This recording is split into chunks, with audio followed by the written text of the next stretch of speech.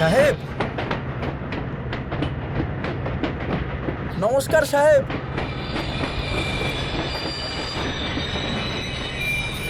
আস্তে আস্তে। নামুন সাহেব, নামুন। কেমন আছেন আপনি? আমি ভালো আছি, তুমি ভালো আছো তো? আমি ভালো আছি। আপনার মেয়ে কোথায়? অনুরাধা। আরে মা, ভালো আছে তো? হ্যাঁ, আমি খুব ভালো আছি। আরে ব্যাগ আমাকে দাও, আমি নিয়ে যাচ্ছি। না না, ঠিক আছে। এবার বলো তো, অস্ট্রেলিয়া থেকে দাদা আসা যাওয়া করে তো? তোমার দাদা সুন্দরের কথা বলছো? ও এখন আমেরিকায় আছে, দ্বিতীয়বার সন্তান হবে, তাই মাও ওখানে। হ্যাঁ, সে তো ভালো খবর। এখন বাচ্চা টাচ্চা হয়ে গেছে, বেকার এখানে এসে কি করবে ও? বিদেশে গিয়ে কেউ কি দেশে ফিরেছে কখনো?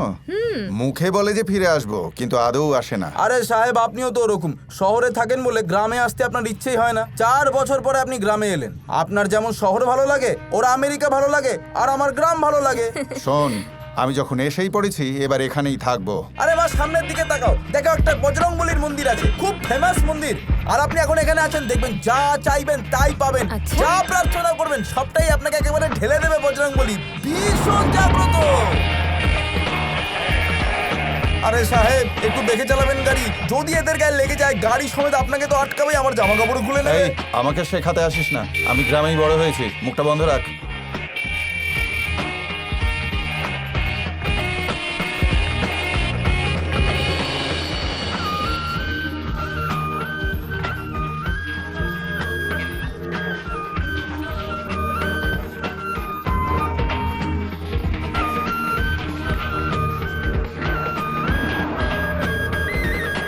আরে সাহেব, আপনি এত বছর পরে এসেও গ্রামের অলি গলি কিছুই বলেননি? বাহ!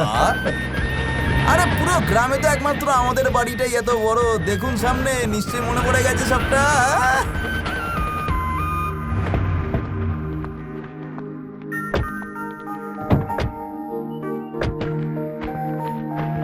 সাহেব, বলছি কি, আমাদের 4টে মোষ আছে, 2টো গরু আছে।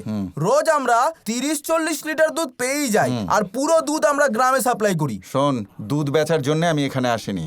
তুই আগে জিনিসগুলো ভেতরে রাখ, যা। ঠিক আছে সাহেব। God! কি করতে যে গ্রামে এলেন, শহরেই থাকতে পারতেন।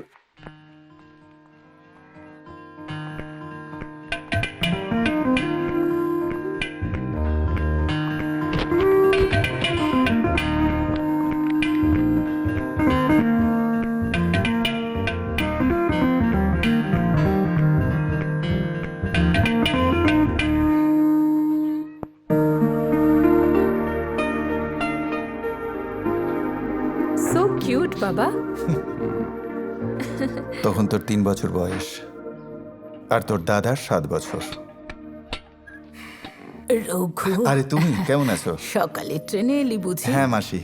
ও কি তোর মেয়ে? হ্যাঁ, আমার মেয়ে। আরে কত বড় হয়ে গেছে। যখন দেখেছিলাম এইটুকু ছিল। মারে, তাড়াতাড়ি বিয়ে করে অনেকগুলো সন্তানের জন্ম দিস, যাতে এই বাড়িটা গম গম করে। ভালোই বলেছো মাসি। কেমন লজ্জা পাচ্ছে। কি রে, তোর বউ ভালো আছে তো? হ্যাঁ, ভালো আছে। কবে আসবে ও? এই মাস তিনেক পরে চলে আসবে। কতদিন হয়ে গেল ওকে দেখি না। খুব ভালো মেয়ে, ওর খেয়াল রাখবি।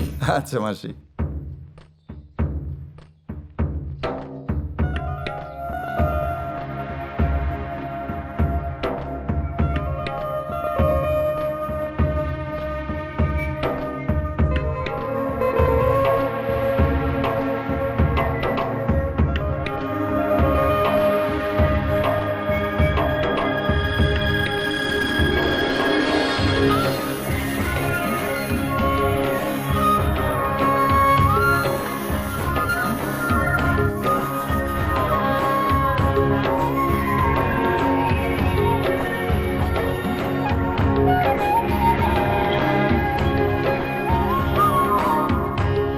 এই অনু, এখানে একা দাঁড়িয়ে দাঁড়িয়ে কি করছিস? শহরে উঁচু উঁচু বাড়ির মধ্যে আকাশ কোথায় দেখতে পাই, কিন্তু এখানে কত বড় খোলা আকাশ, এত বড় বাড়ি, স্বচ্ছ পরিবেশ, বিশুদ্ধ বাতাস। আই লাভ দিস প্লেস বাবা। হুম।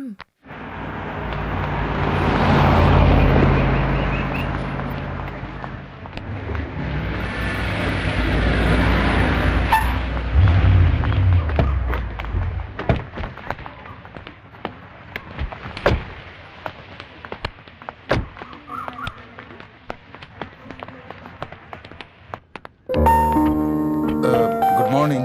Good morning sir. আসুন। She is my daughter, hello. Hi ma'am. Anuradha. বসো, আপনিও বসুন। আপনি ফোনে বললেন যে ভিআরএস নিয়ে নিয়েছেন। I was very surprised. এই সিদ্ধান্ত নেওয়ার কারণ? এমনিতেই 5 বছর পরে রিটায়ার করে এই গ্রামেই বাকি জীবনটা কাটিয়ে দেবো ভেবেছিলাম। আলটিমেটলি ভিআরএস নিয়ে মেয়েকে সঙ্গে করে এখানে চলে এলাম। কিন্তু আমাদের মতো প্রফেসরদের জন্য রিটায়ার্ড লাইফ কিন্তু খুবই কঠিন। সপ্তাহে 6 দিন ক্লাস নেবার অভ্যেস হয়ে যায় যে, সেই জন্যে রোববারটা কাটানো খুব কঠিন হয়ে যায়। তোমার ফাইল দেখি।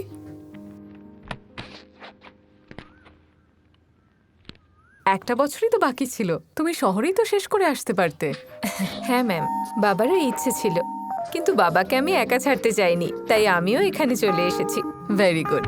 অফিসে ফিস জমা করে দাও আর আজ থেকেই জয়েন করো। Thank you ma'am. Thank you ma'am.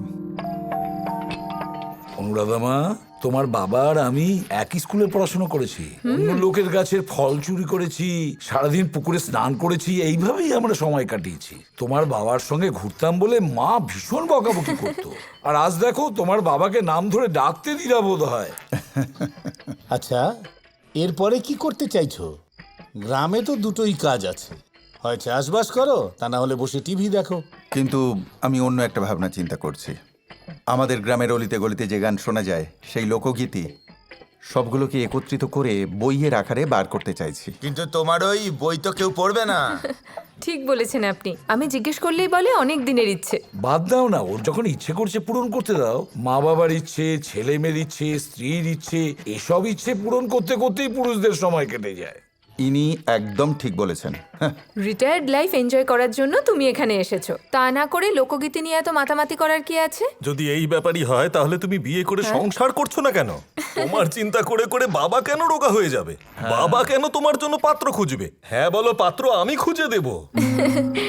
যদি আমার বাবার মতো কোনো বুদ্ধিমান মানুষকে পাই তাহলে আমি সত্যিই বিয়ে করে নেব, আর যতদিন না সেরকম কাউকে পাচ্ছি ততদিন বিয়েই করব না। এই দেখো মা, যদি সাহেবের মতো বর পেতে চাও তাহলে পুরো গ্রাম খুঁজে পাবে কিনা সন্দেহ, আর যদি পেয়েও যাও তাহলে সাহেবের মতন সুপুরুষ পাবে না। আচ্ছা, এই গানগুলো শুনে লেখার মতন কাউকে পেয়েছো নাকি খুঁজে দিতে হবে? না না, আমি একজনকে বলেছি, সত্যপ্রসাদ। ও আগামীকালই এখানে আসছে।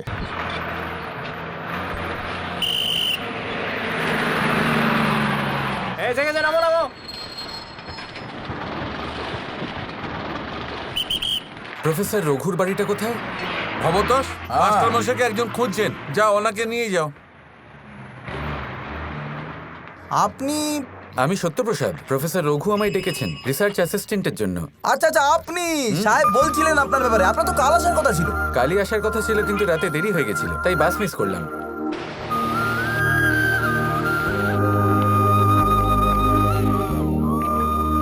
আরে মা, এসব কাজ তোমার নয়, আমাকে দাও, আমি করে দিচ্ছি। তোমার কাজ আমার পছন্দ হয়নি, তাই আমি নিজেই করছি। বাইরেটা পরিষ্কার করলে ভেতরটা করো না, কাঁচটা পরিষ্কার করলে ওয়াইপার করো না। তোমাকে কতবার বলেছি সাবান দিয়ে গ্লাস পরিষ্কার করবে। আরে আমি তো গরু মোষ এদেরকে চান করাই, এই গাড়িকে চান করাতে বললে আমার দ্বারা কি করে হবে বলো তো? আর আমি নিজেই যখন সাবান দিয়ে চান করি না, গাড়িকে কি করে করাবো? এ বাবু, তুমি চলো। ইনি কে? সত্যপ্রসাদ। আরে সাহেব কালকে বলছিলেন না আমার অ্যাসিস্ট্যান্ট আসবেন, উনিই তো সেই অ্যাসিস্ট্যান্ট। ইনি হলেন সাহেবের মেয়ে, কথায় কথায় ইংরেজি বলে। আমার মতন মূর্খ নয়, খুব শিক্ষিত। হ্যাঁ, ওপরে নিয়ে যাও। ঠিক আছে মা। বাবা নিজেই বেকার বসে আছে, আবার আরেকজনকেও বেকার বসিয়ে রাখবে। তা কেন হতে যাবে? এই সমস্ত লোকগীতি সংগ্রহ করে কি লাভ হবে শুনি? যা মনে আসে গেয়ে দেয়। আজকালকার দিনে এই সমস্ত গান কে শুনবে বলো তো? যা মনে এলো সেই গান গাওয়ার বিষয় নয় এটা। লেখা সাহিত্যের থেকে অনেক বড় বিষয় এটা। শেলির কবিতা আপনি নিশ্চয়ই পড়েছেন। তার মধ্যে best love philosophy, the river mingles with the sea. নদী সমুদ্রে গিয়ে মিশে যায়, and the sun with the mountain. সূর্য পাহাড়ের সাথে মিশে যায়। Why not I with you all? এখানে আমি মিশতে পারবো না কেন? আরে বাহ, কি দারুণ কবিতা বললেন আপনি। মনের সাথে মন মিলল, সমুদ্রের সাথে জাহাজ মিলল, আমার সঙ্গে আমার গরুরা মিলল, আমরা সব গ্রামবাসী মিলে গেলাম, এটাই বলছেন তো আপনি? দেখলেন তো দৃষ্টিভঙ্গি কতটা এক আমাদের। শেলি একবার যে গান লিখে দিয়েছেন সেটা চিরকাল বেঁচে থাকবে। এবার এই যে লোকগীত, সেটাও লেখা হয়েছে, এটাও চিরকাল থাকবে।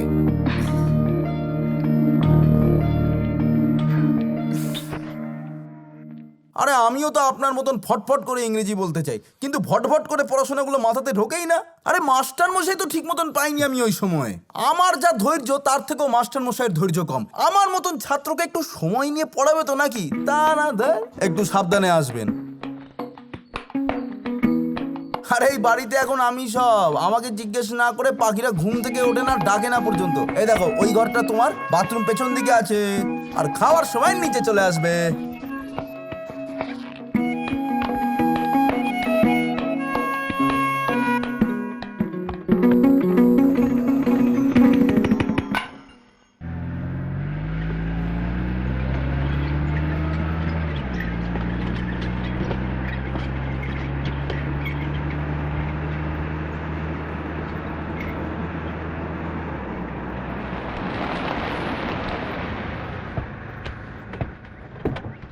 আরে আসুন সাহেব, আসুন, দেখে আসবেন সাহেব। আরে এসো এসো। আরে ভাই, খাওয়া দাওয়া হয়ে গেছে নাকি?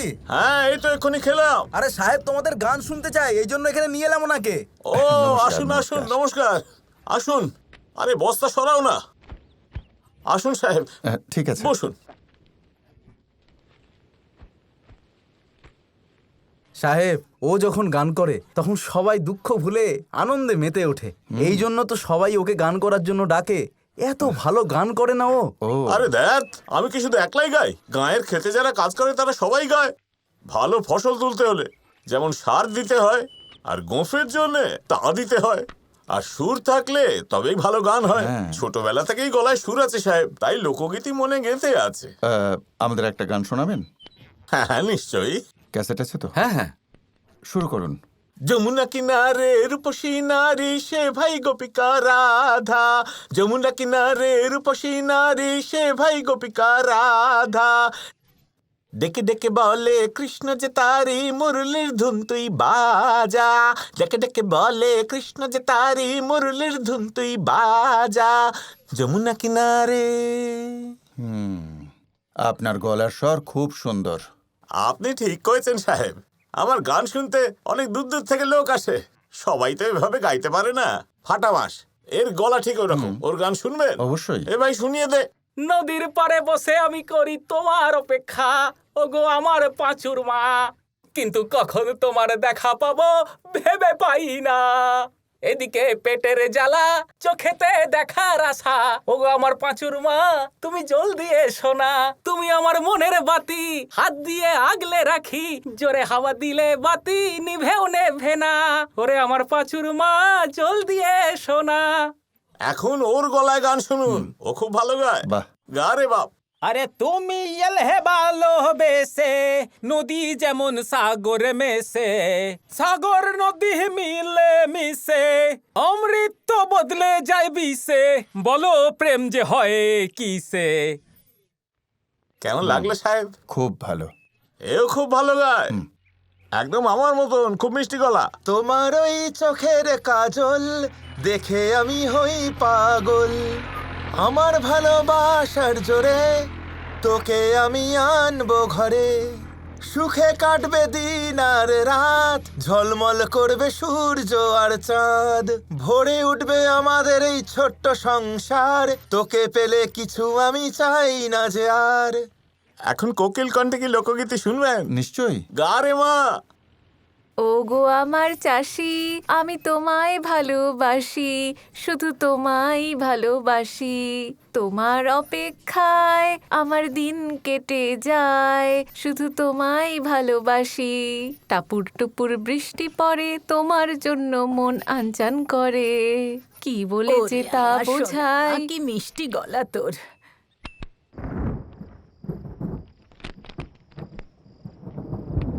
আরে যতই ঘরের খাবার খেয়ে নাও না কেন, কিন্তু যতক্ষণ মেহমুদ মিয়ার দোকানে গিয়ে না খাচ্ছি মনই ভরে না। ওর রান্নার প্রশংসা যতই করবো ততই যেন কম করা হয়।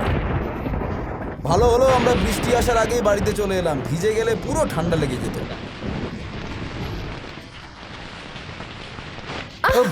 Sorry sorry. আরে দেখে চলতে পারো না? আরে দেখছো আমরা আসছি, কথা বলছি, আমাদের শব্দ পাচ্ছ, তারপরও ধাক্কা মারলে কেন? অন্ধকারেও আমাকে দেখা যাবে, কারণ আমার গায়ের রং পরিষ্কার, কিন্তু তোমাদের মতো শ্যামবর্ণ লোকেদের অন্ধকারে দাঁত বের করে আসা উচিত, বুঝতে পারলে? দেখলে বাবু, আমাদের গায়ের রং শ্যামলা বলে আমাদের নাকি দাঁত দেখাতে দেখাতে আসতে হবে অন্ধকারে। ঠিক আছে, দাঁত দেখাতে দেখাতে আসবো, চলো।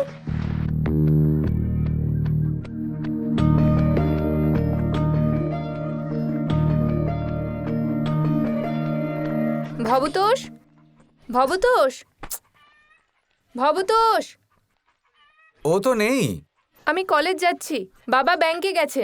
ভবতোষ আসলে বললো যেন এখানেই থাকে। আরে চিন্তা করো না, আমি এসে গেছি, তোমরা যাও। এই কে রে? সত্যপ্রসাদ, বাবার অ্যাসিস্ট্যান্ট। শ্যামবর্ণ কিন্তু হ্যান্ডসাম। আরে বাবা, আরেকবার বলুন তো। বললাম ও শ্যামবর্ণ কিন্তু খুব হ্যান্ডসাম। আরে বাবু, শুনলে কি বললো? বলছে তুমি শ্যামবর্ণ কিন্তু হ্যান্ডসাম। হ্যালো, এই কথাটা নিজের বন্ধুকে বলো। হ্যাঁ, কালো জগতের আলো। কৃষ্ণের ছবি যখন প্রথমবার আঁকা হয়েছিল তার গায়ের রং কালোই ছিল, তাও কৃষ্ণ রাধার প্রণয়ী ছিল। সমুদ্রের গহ্বর থেকে বৃষ্টির আগে মেঘের রং সবই কালো। মোদ্দা কথা, কালো রঙই হলো সব থেকে ভালো। আরে বাবু, আমাদের মতন শ্যামবর্ণ মানুষদের এত প্রশংসা করলে তুমি, এর থেকে ভালো প্রশংসা আমি আর চাই না। এবার তোমরা কলেজে গিয়ে পড়াশোনা করো, যাও।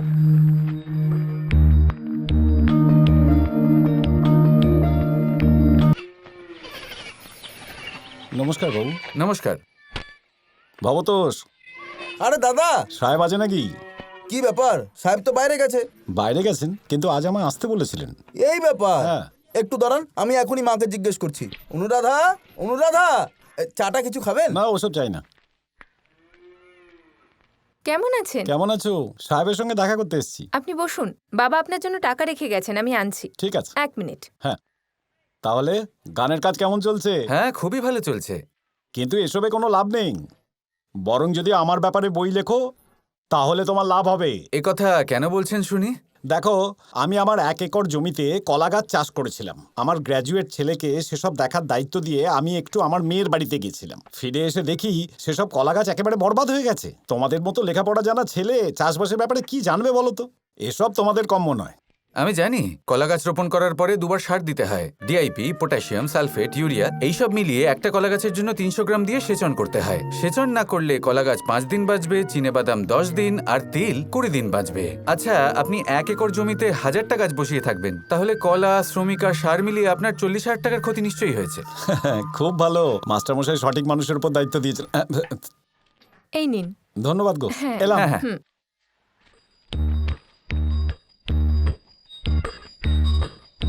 সত্যপ্রসাদ এমন ঝটকা দিয়েছে যে রাম সিং টাকা নিয়ে ল্যাজ গুটিয়ে পালিয়েছে। আরে বাবু, ইংরেজিতে গান করো, পাহাড় পর্বতের খবর দাও, তোমার ব্যাপারই তো আলাদা। সত্যি তুমি সেরা। এরকম বুদ্ধিমান মানুষের তো প্রশংসা না করে পারা যায় না বাবু। একটু আমাকে শিখিয়ে পড়িয়ে দাও না, তাহলে আমিও গ্রামে উন্নতি করতে পারি। দেখো ভবতোষ, শোনো, সাপের পা হয় না, মাছির দাঁত হয় না, প্রজাপতির জিহ্বা নেই আর ঘুড়ির পেট হয় না, ব্যাঙের ঘাড় থাকে না আর কাঁকড়ার মাথা থাকে না, অ্যালবেনিয়াতে ধর্ম নেই আর আফগানিস্তানে ট্রেন নেই, আরেবিয়াতে নদী নেই আর আইসল্যান্ডে মরুভূমি নেই, আর আমেরিকাতে... আরে ব্যাস ব্যাস ব্যাস, এই সব কিছু আমার মাথায় ঢোকানোর জন্য আমাকে 7 জন্ম নিতে হবে। আজকের বিশেষ সংবাদ। রাজ্যে নির্বাচনের তারিখ আগামী মাসের 10 তারিখ নির্ধারণ করা হয়েছে। এই সিদ্ধান্ত ইলেকশন কমিশনের। গতবারের মতো এবারেও রুলিং পার্টিকেই বেশি ক্ষমতাবান মনে করা হচ্ছে। পরবর্তী সংবাদ, অস্ট্রেলিয়া ট্যুরে ইন্ডিয়া 10 উইকেটে পরাজিত হয়েছে। এটি সিরিজের প্রথম ম্যাচ ছিল।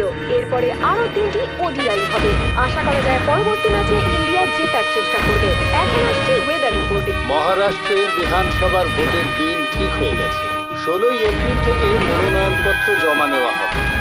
নাম প্রত্যাহার করার শেষ দিন 28 এপ্রিল ঠিক করা হয়েছে। তারপরে ইলেকশনের প্রক্রিয়া শুরু হয়ে যায়। যদি কেউ নাম প্রত্যাহার করতে চায় তাকে 28 এপ্রিলের আগেই প্রত্যাহার করতে হবে। 28 তারিখের পর আর কোনো নাম প্রত্যাহার করা যাবে না। শুধু এটাই নয়, নির্বাচন কমিশন সমস্ত ব্যাপারের ওপর নজর রাখবে। আরে চুপ করো তো, আমি রঘুকে খুব ভালো করেই চিনি। ও কখনো চুপচাপ বসে থাকে না, কিছু না কিছু করেই যাবে। ছেলে বিদেশে চাকরি করছে, চাষবাস করে টাকা পয়সাও আসে, তার উপর আবার পেনশনও পায়, তাও নিশ্চিন্তে বসে থাকে না। এখনো গ্রামের লোকগীতি সংগ্রহ করে একটা বই বানাতে চায়। চুপচাপ বসে থাকলে পাগল হয়ে যাব। 30 বছর অবসর নিয়ে বসে আছি, তাই বলে কি পাগল হয়ে গেছি?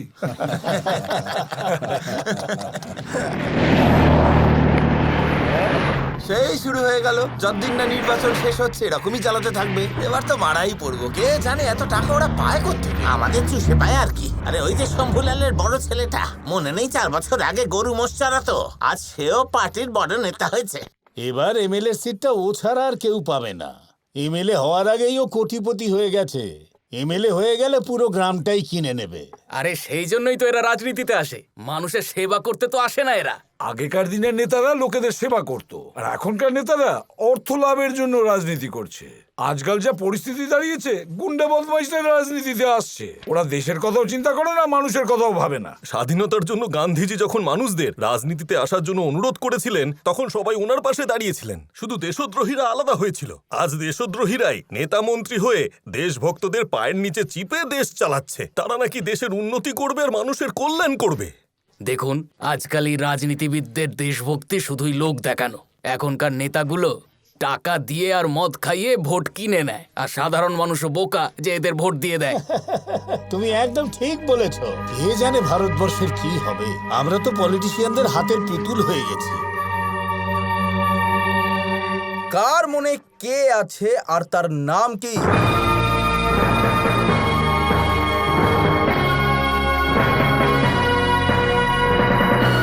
লক্ষ্মী, তোমার মনে যা আছে সব আমি বলতে চলেছি। আমি যা যা জিজ্ঞেস করব তার সঠিক উত্তর দেবে, ঠিক আছে? তুমি যে কোনো একজনের ব্যাপারে ভাবো।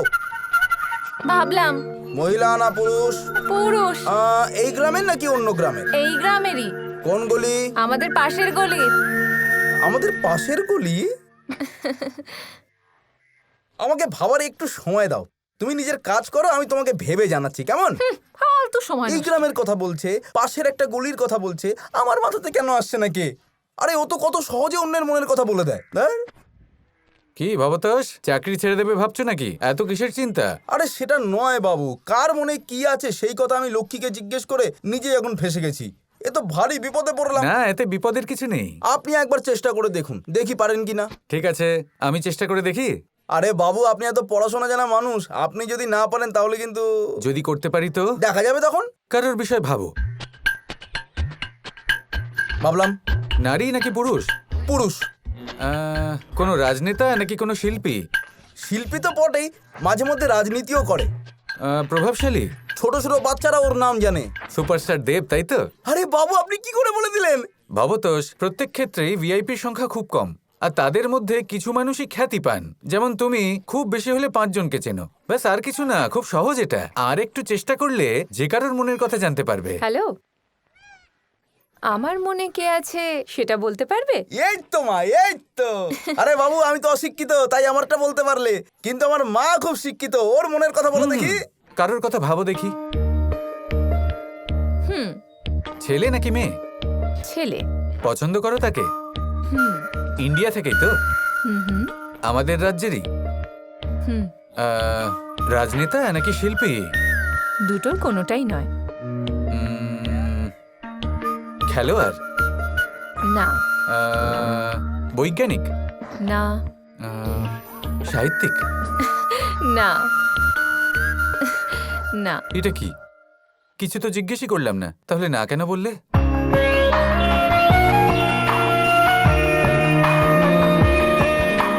সরি, তোমার মনে কি আছে ঠিক করে বুঝতে পারলাম না। ভবতোষ, শিক্ষিত মানুষদের মনের কথা বোঝা সত্যিই কঠিন, তার উপর সে নারী হলে তার মনের কথা বোঝা একেবারেই অসম্ভব। চলো। হ্যাঁ বাবু, এটা সত্যি খুব কঠিন কাজ।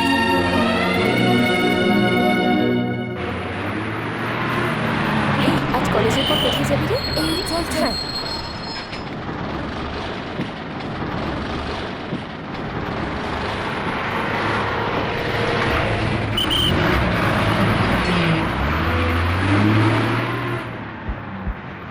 আরে মা, কলেজ কি তাড়াতাড়ি ছুটিয়ে গেল আজকে? হ্যাঁ, কতক্ষণ ধরে দাঁড়িয়ে দাঁড়িয়ে পা ব্যথা হয়ে গেল, তবু বসতে দিচ্ছে না। কি অদ্ভুত লোক রে বাবা। এই দেখো, একদম বাজে কথা বলবে না বলে দিলাম। আমরা একই স্কুলে পড়াশোনা করে বড় হয়েছি। হ্যাঁ মানছি, মাঝপথে আমি পড়াশোনা ছেড়ে দিয়ে চলে এসেছি, আর তুমি কলেজ পর্যন্ত পৌঁছে গেছো, তাই বলে আমার উপর কিন্তু গরম নেবে না বলে দিলাম। একটু যদি মানবিকতা থাকতো তাহলে সিটটা ছেড়ে উঠে যেতে, কিন্তু তুমি তো অশিক্ষিত, কি আর করা যাবে। দেখো, প্রচুর বাজে কথা শুনে নিয়েছি, আমি কিন্তু আর শুনবো না বলে দিলাম। কি সমস্যা হচ্ছে? 5টা বিষয় ফেল করলে কেউ খারাপ হয়ে যায়? একদমই না। 5টা বিষয় 5 বছর ধরে পড়েও আমি পাস করতে পারিনি, তার জন্য আমি খারাপ? হ্যাঁ, এক্ষেত্রে তো খারাপ। 5 বছর ধরে 5টা বিষয়ে 5 বার পরীক্ষা দিয়ে আমাকে পাস করালো না, এটা ভালো ব্যাপার? এটা সত্যিই খারাপ। সেই অন্যায়টাও আমার সঙ্গে করছে। আমি যে স্কুলের গন্ডি পেরোইনি সে তো সবাই জানে। মেয়েদের আর কি, কলেজে উঠতে পারলেই হলো, পাস করো ফেল করো কে আর দেখতে যাচ্ছে, বিয়ে পর্যন্ত কলেজে থেকে পড়াশোনা করে যাও করে যাও করে যাও, কোনো চিন্তাই নেই। আর এই মহারানী কলেজে পড়ছে বলে আমাকে অসম্মান করেই যাচ্ছে। এতই যদি শিক্ষিত হও তাহলে আমার একটা প্রশ্নের উত্তর দাও দেখি, কোন প্রাণীর দাঁত থাকে না? তুমি জানো তো? জানো না তো? কোন প্রাণীর জিভ থাকে না? এটাও জানো না? আচ্ছা, কোন প্রাণীর ঘাড় নেই? ইয়ে বাবা, এটাও জানো না?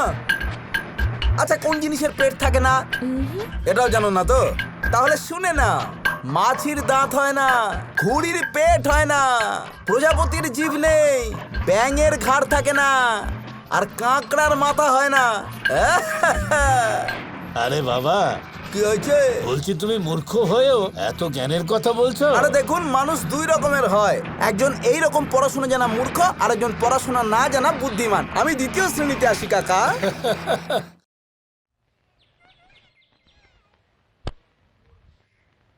এবারে বলুন। কি আর বলবো বাবা, তোমাদের মতো তো লেখাপড়া করিনি, মনে যা আসে তাই বলি। আমার মা বাবা যে গান গাইতো সেটা এখন আমি গাই। আমার তো একটাই চিন্তা, আমি না থাকলে এইসব গান কে এসব গাইবে? কেন বলছেন আপনি? আমার বৌমা টিচার আর আমার নাতি নাতনি ইংরাজি স্কুলে পড়ে, ওদের কাছে এত সময় কোথায়? আমাদের এই বইটা একবার ছাপা হলে সারা পৃথিবীর লোক এটা পড়বে। বাহ, আচ্ছা মাসি, তোমার কেমন গান ভালো লাগে? ফসল বোনার গান, কাটার গান, আনন্দের গান, দুঃখের গান, সব গানই আমি করি। ঠাকুমা, এসবের মধ্যে তোমার কোনটা ভালো লাগে? আমার স্বামীর সঙ্গে আমি যে গান গাইতাম সেটা। কি দিদা, ওই সময় তুমি দাদুর সঙ্গে নাচ গান করতে নাকি? হ্যাঁ রে, একবার সেই গানটা গাও না মাসি। লজ্জা করে। আরে লজ্জা কিসের, সাহেব বলছে গে দাও না। ও গো আমার প্রাণনাথ, তুমি আমার আশা, তুমি আমার ভরসা, তোমায় ছাড়া এই পৃথিবী আমার কাছে বেরং, তুমি আমার দেবতা, তুমি আমার ঈশ্বর। লোকগীতি সম্পর্কিত কোনো ভালো বই এখনো পর্যন্ত মার্কেটে আসেনি, কিন্তু প্রফেসর শুভ্র দত্ত এই বিষয়ে একটা বই সত্যিই লিখেছেন। হ্যাঁ দাদা, তার প্রথম ভাগ বেরিয়েছিল 1964 সালে, তারপরে আর কোনো ভাগ বেরোয়নি। আমাদের এই বইটাও ঠিক সেরকমই হবে।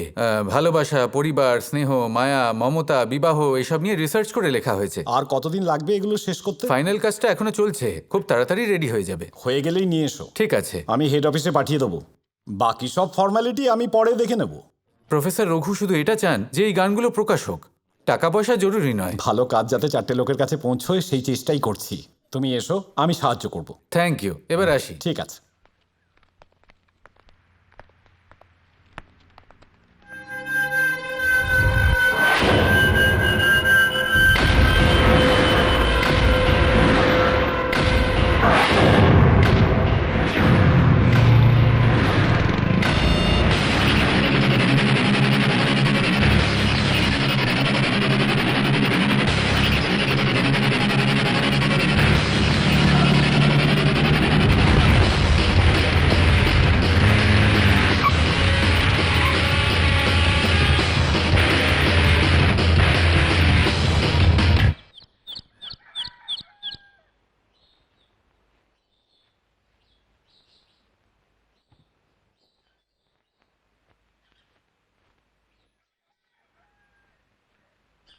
মেম সাহেব, খাবার দিয়ে দেবো? বাবা খেয়েছে? না মেম সাহেব। কোথায় গেছে? আমি তো জানি না।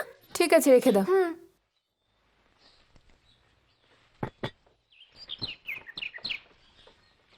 গাড়ি তো এখানেই আছে, বাবা কোথায় গেল? দাদা, বাবাকে দেখেছেন? উনি জমির দিকে গেছেন। জমির দিকে?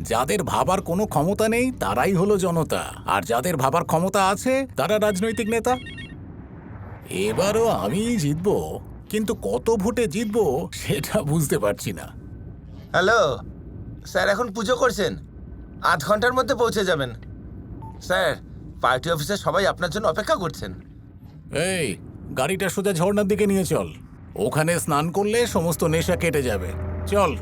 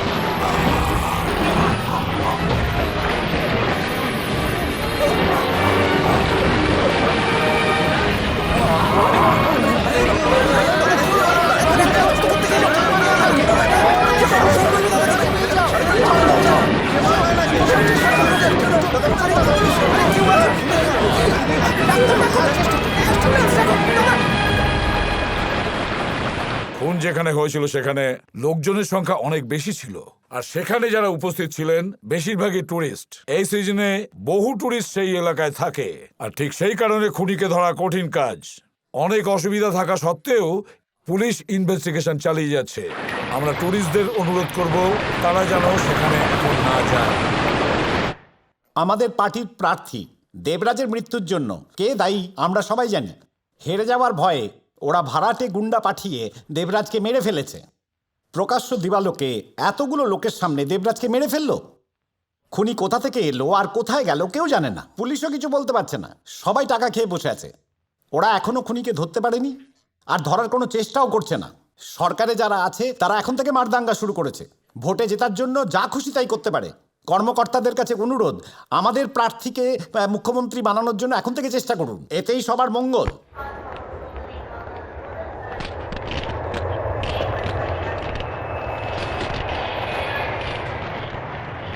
নমস্কার স্যার, দুজন প্রার্থী খুন হয়েছেন। জনগণ বলছে এতে নির্বাচন প্রক্রিয়া থমকে যাবে। আপনার বক্তব্য কি? প্রশ্নটা যেখানে রাজনীতির, সেখানে যদি কেউ অরাজকতা সৃষ্টি করতে চায় আমরা নিশ্চয়ই অ্যাকশন নেব। পুলিশের তদারকিতে নির্বাচন কমিশন এটাই চেষ্টা করবে যাতে শান্তিপূর্ণ এবং নিরপেক্ষ নির্বাচন হয়। প্রার্থীদের এভাবে খুন হওয়ার কারণে কি ইলেকশন মুলতবি করা হবে? কেন মুলতবি করবে? কারণ নাম প্রত্যাহার করবার দিন এখনো পার হয়ে যায়নি। সব পার্টি তাদের ইচ্ছে মতো ক্যান্ডিডেট পাল্টাতে পারে। নির্বাচন 10ই মেই হবে। স্যার, এই খুনের কারণে কোনো সমস্যা দেখা এই প্রশ্নের উত্তর তো পুলিশ কমিশনার দেবেন, ইলেকশন কমিশনার এর উত্তর কি করে দেবে? আমাদের কিন্তু দায়িত্ব নিয়ে কাজ করতে হবে। Please come in, please take your seat. Thank you sir. জানেন নিশ্চয়ই এবারের প্রার্থী শম্ভুলাল বাবু খুন হয়েছেন। সেই খুনের ডিটেলস এই ফাইলে আছে, আর এই ফাইলে খুন হওয়া আর এক প্রার্থী দেবরাজের ডিটেলস আছে।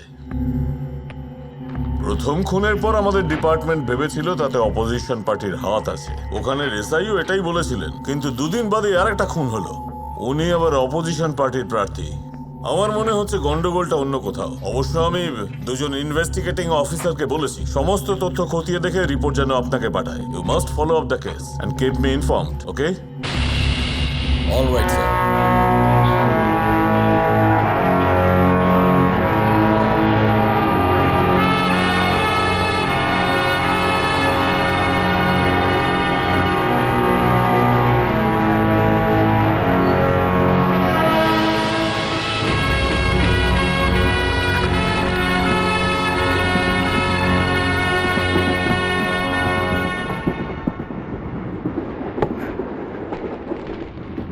বলিস এবারের ইলেকশনে শ্যাম সিং জিতবে তো নাকি? এর নাম তো কোনোদিনও শুনিনি। আরে সেই শ্যাম সিং যে কৃষ্ণ সেজে বাঁশি বাজিয়ে প্রচার করে। আরে ওর কথা বলছে, ওই নির্বাচনে জিতবে তাতে কোনো সন্দেহ নেই, কিন্তু ও ভীষণ কিপটে। একটা ভোটের জন্য আপনি 1000 টাকা দিচ্ছেন, কিন্তু ও একটা পয়সাও দেবে না। যদিও হেরে যায় তাহলে আমাকে একটা ভালো পোস্ট দেবেন তো? ঠিক আছে, চেষ্টা করব। স্যার সময় হয়ে গেছে, পরে স্টেশনও আসছে। যাক, তোমরা গিয়ে শুয়ে পড়ো, সকালে কথা হবে। আচ্ছা আসছি, নমস্কার।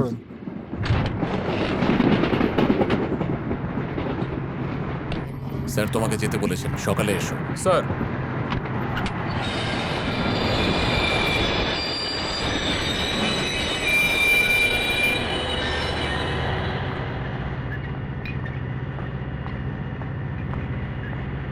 তাড়াতাড়ি এসো। ঠিক আছে স্যার।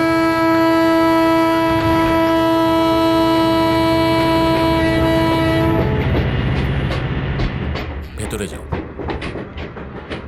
Okay sir. ঠিক আছে, তুমি যাও। বসো। নাম কি? এই কি চিনতে পারছেন না? আমার নাম প্রিয়াঙ্কা। প্রিয়াঙ্কা? আগে দেখেছি? সেই যে 4 বছর আগে রাজধানী এক্সপ্রেসে দেখা হয়েছিল। ও তুমি সেই। কতদিন দেখিনি তোমার। কিভাবে আর মনে থাকবে? আপনি তো প্রতিদিন নতুন নতুন মেয়েদের সাথে, বুঝতে পারছেন তো কি বলছি? ধ্যাৎ, আগে একটু বুকে তো।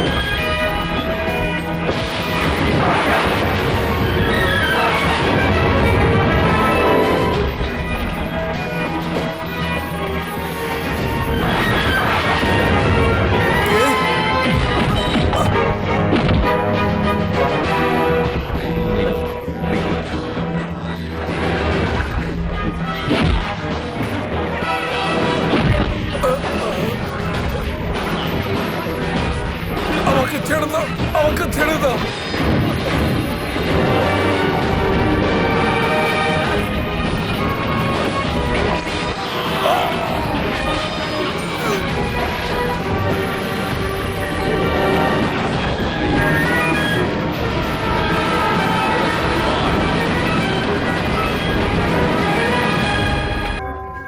মিনিস্টার রাজ বলদেবকে নিয়ে এই নিয়ে মোট 3 জন মন্ত্রী খুন হলেন। এদিকে খুনের প্রকৃত কারণ বুঝে ওঠার আগেই একের পর এক ভয়ঙ্কর খুনের কাণ্ড ঘটে চলেছে, আর এর ফলে সমস্ত রাজনৈতিক নেতাদের মনে মৃত্যু ভয় সৃষ্টি হয়েছে। মুখ্যমন্ত্রীর আদেশ অনুসারে একটা আপৎকালীন বৈঠক ডাকা হয়েছে। আপাতত কি করা যায় বলুন? ভবিষ্যতে যাতে এরকম দুর্ঘটনা না ঘটে সেই জন্যই সিএম স্যার আপনাকে গৃহমন্ত্রীর পদে বসিয়েছেন। আর এখানে একটার পর একটা খুন হয়ে চলেছে, আর কে খুনি জানাও যাচ্ছে না। তার মানে আপনি আপনার কাজ করতে পারেননি। এই যে আমি খুনিকে ধরতে পারিনি বলে তোমার সমস্যা, নাকি এটা নিয়ে সমস্যা যে পুলিশ আমার হাতের মুঠোয়? দেখুন, উনি যেটা বলতে তুমি চাইছেন চুপ করো। সেটা হলো খুনিকে কি আমি বাড়িতে লুকিয়ে রেখেছি যে আমাকে অপবাদ দেওয়া হচ্ছে? পুলিশ তো ওকে খুঁজে চলেছে। যখন জানতে পারবো তোমাদেরকেই আগে এসে বলবো। খুনিকে আমরা অবশ্যই ধরবো। আমার কথাটা শুনুন, যদি এইভাবে চলতে থাকে বিপক্ষ দল বলবে যে আমাদের আইনি ব্যবস্থা ভেঙে পড়েছে, আর আমাকে ইস্তফা দিয়ে বাড়িতে বসে থাকতে হবে। এখন ওদের মুখ বন্ধ করার কোনো উপায় বলুন। তুমি চুপ করো তো, আমি নিজেই খুব চিন্তায় রয়েছি। একটা কাজ করা যাক, এই যে সব খুন হচ্ছে এগুলো গণতন্ত্রের বিরুদ্ধে এবং নিন্দনীয়, এমন একটা বিবৃতি দিয়ে আমরা চুপ করেছি।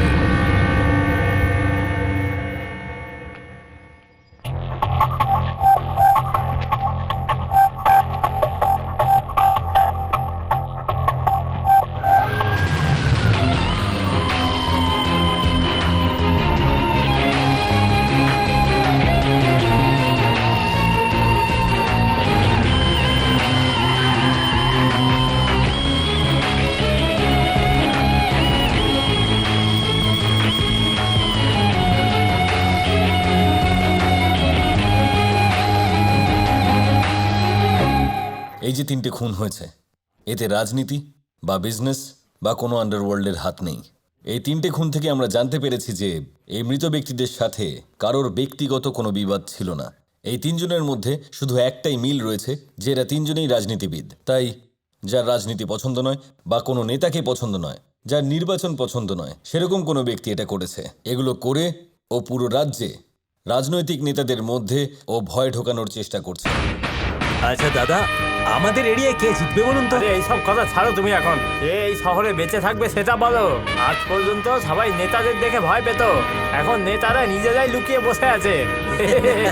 কি হবে কিছু মাথায় ঢুকছে না। এমএলএ হব বলে রাজনীতিতে এলাম, মনে হচ্ছে আমাদের এবার মরতে হবে। দেখো, 5 বছর বাদে ইলেকশন তো আবার হতে চলেছে। এই বছর যদি না হয় তাহলে পরের বছর দাঁড়াবো। ইলেকশনের থেকে প্রাণটা বেশি গুরুত্বপূর্ণ, তাই আমি এক্ষুনি গিয়ে নিজের নামটা উইথড্র করে নেব।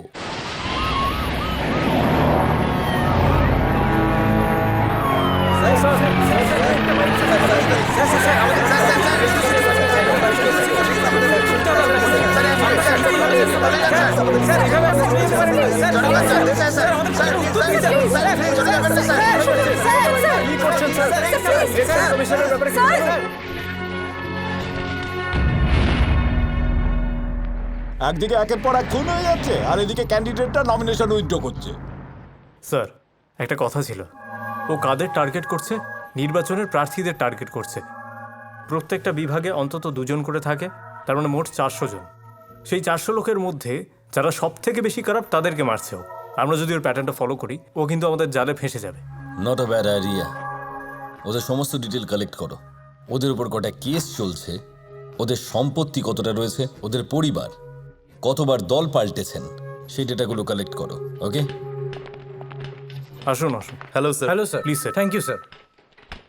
নির্বাচনের সব কাজ আমাদের করতে বলছে ওরা। লিস্ট তৈরি। আচ্ছা, তবে এই লিস্টের কোনো প্রয়োজন নেই। কেন স্যার? আমি আপনাকে বুঝিয়ে বলছি। প্রথমে সাউথ সাইড, কাদের খান, ওর 2টো স্ত্রী, 40টা বাস আছে ওর, আর 2বার আইটি রেড পড়েছে ওর বাড়িতে। উত্তম চন্দ্র, একজন স্ত্রী কিন্তু একটা বাচ্চা মেয়ের রেপ কেসে ফেঁসে আছে। 4টে বড় বড় বাংলোও আছে। গঙ্গাধর, প্রবীণ অথচ ব্যাচেলর, 10 বছর ধরে ওর একটা মার্ডার কেস চলছে। রূপন, বাবার টাকায় ইলেকশনে দাঁড়িয়েছে, একটা সিট কেনার জন্য 12 লাখ টাকা খরচা করেছে। চন্দন, পাউরুটির দোকান ছিল, এখন একটা সোনার দোকান আছে। জাল নোটের ব্যবসা করে ও। সমীর চরিত, ওর বাপ রুলিং পার্টির এমএলএ ছিল, বিপক্ষের কথা এসে নিজেরই বাবাকে মার্ডার করে নিজেকে নির্দোষ প্রমাণ করেছে এখনো। সেই এলাকা থেকেই আবার এমএলএ হয়ে দাঁড়িয়েছে। আবার একজন রূপন দাশগুপ্ত। সতীশ, এনার কথা শুনে মনে হচ্ছে সবাই এবার মারা যাবে। যে প্রার্থী মরে গেছে তার বদলে নতুন কোনো প্রার্থী দাঁড় করাচ্ছে নাকি পার্টি? আগে 30-40 লাখ টাকা দিয়ে এমএলএ সিট কিনতো, কিন্তু এখন টাকা দিতে রাজি আছে, কিন্তু কেউ এমএলএ হতেই চাইছে না। ঠিক বলেছো তুমি। আমরা লক্ষ লক্ষ টাকা খরচ করে কেন ইলেকশন লড়ি? যাতে জিতে কোটি কোটি টাকা কামাতে পারি।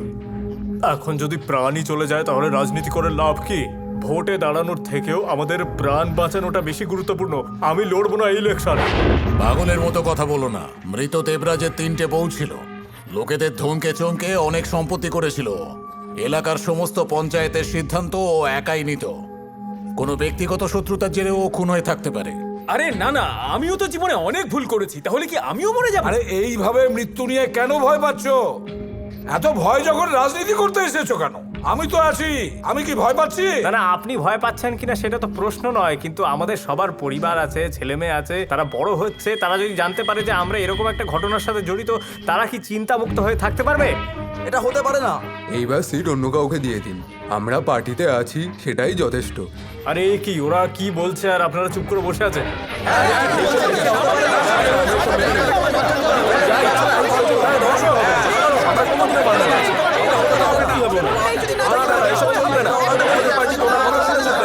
বহু ক্ষেত্রে প্রার্থীরা প্রাণের ভয়ে নিজেদের নমিনেশন তুলে নিচ্ছে। আরো একটি বিশেষ সংবাদ, এইমাত্র আমরা খবর পেলাম যে আরো 10 জন প্রার্থী নিজেদের নমিনেশন তুলে নিয়েছে। এইভাবে 200 জন মন্ত্রী এবার আর ভোটে দাঁড়াচ্ছেন না। সবার রয়েছে প্রাণের ভয়। এই সমস্যার সমাধানের জন্য আমাদের রাজ্যের মাননীয় মুখ্যমন্ত্রী একটি বৈঠকের আয়োজন করেছেন। নাম তুলে নেওয়ার পর আপনি অন্য আর কাউকে দাঁড় করিয়ে দেবেন? আমাদের পার্টি এমনিতেই একটা ছোট পার্টি, মাত্র 12 জন রয়েছে আমাদের প্রার্থী। তাতে আমরা কি করতে পারি? আরে ভোট পিছিয়ে দিলে এমনিতেই সমস্যার সমাধান হয়ে যাবে। কিন্তু সেটা সম্ভবই নয়। আরে তাহলে কেন্দ্রের সরকারের সঙ্গে কথা বলো, ওদেরকে কিছু করতে বলো। দেখুন, ইলেকশনটা সরকার করে না, ইলেকশন করাবার জন্য ইলেকশন কমিশন রয়েছে। এটা সম্পূর্ণ আলাদা বিভাগ, এতে কেন্দ্রীয় সরকারের কোনো হাত নেই। ঠিক আছে, আরে কিছু না কিছু করে তো ভোটটা পিছো। না করে কাজের কাজ করবে। এখানে বড় পার্টি আর ছোট পার্টির কথা আসছে কেন? প্রত্যেকটা পার্টি গুরুত্বপূর্ণ।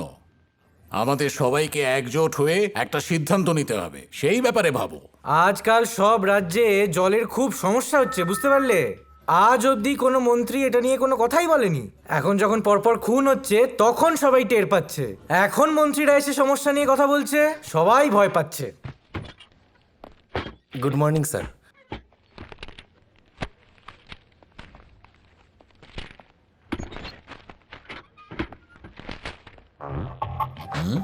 লেক্সিকন কলেজে ওপিনিয়ন পোলটা কেন রেখেছে?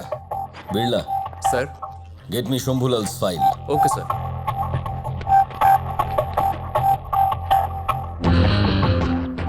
এই নিন স্যার। হ্যাঁ দাও, থ্যাঙ্কস।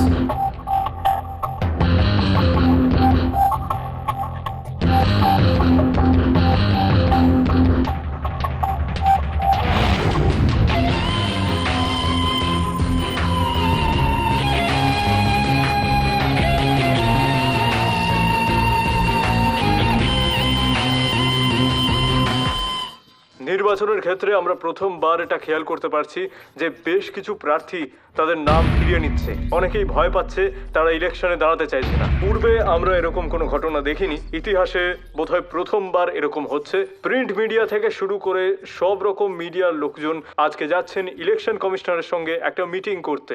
আজ এই পর্যন্ত।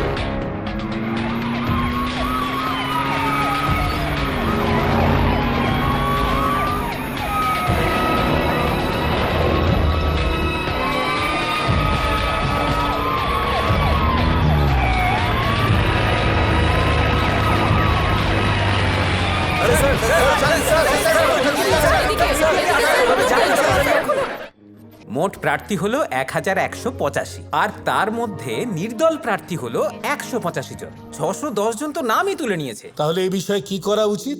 শুধু ইলেকশন পিছিয়ে দিন। এর আগেও স্যার বিহার আর ইউপিতে আইন ব্যবস্থা পুরোপুরি ভেঙে যাওয়ার ফলে ভোট স্থগিত করা হয়েছিল। হতে পারে আজ পর্যন্ত যা কিছু হয়েছে পুলিশের ভুলেই হয়েছে, কিন্তু ভোটের সময় কিছু হলে আমরা ফেঁসে যাব। ব্রেকিং নিউজ, বিধানসভার উপনির্বাচনের তারিখ বদলে দেওয়া হয়েছে। নির্বাচনের জন্য এসব খুন হওয়ার কারণে আমাদের রেকর্ড অনুযায়ী 700-রও বেশি ক্যান্ডিডেট তাদের নাম প্রত্যাহার করে নিয়েছেন। আইন ব্যবস্থার বিশৃঙ্খলার জন্য নির্বাচন কিছুদিনের জন্য পিছিয়ে দেওয়া হবে। আর সেই অপরাধী এখনো ধরা পড়েনি। পুলিশ কিন্তু সব কিছু জানে, জেনে শুনেই ওকে ছেড়ে রেখে দিয়েছে।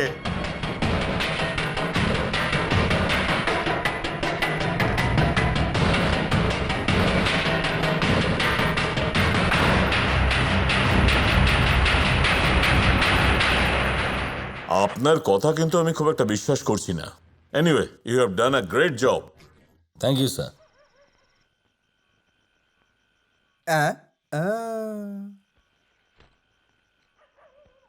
অনেক দূরে কোথাও যাচ্ছেন নাকি? ইউনিভার্সিটিতে এম এর এন্ট্রান্স এক্সাম দিতে যাচ্ছি। আরে এত তো পড়াশোনা করলেন, আরো পড়তে যাচ্ছেন? কি বললে? আরে কিছু না, ওই ফোন বাজছে। হ্যালো স্যার, পুলিশ আপনার এবং সত্যপ্রসাদের ঠিকানা খুঁজে পেয়েছে। পুলিশ জানতে পেরেছে এই সব কিছুর পিছনে আপনারা দুজনেই আছেন। আপনাদের যে কোনো মুহূর্তে গ্রেফতার করতে আসতে পারে। সাবধানে থাকবেন স্যার। আর সত্যপ্রসাদকেও খবর দিয়ে দিন স্যার। আপাতত কিছু করবেন না স্যার।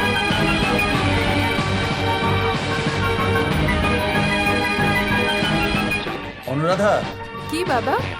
তোমায় হায়দ্রাবাদে একা যেতে হবে না, সত্য তোমার সঙ্গে যাবে।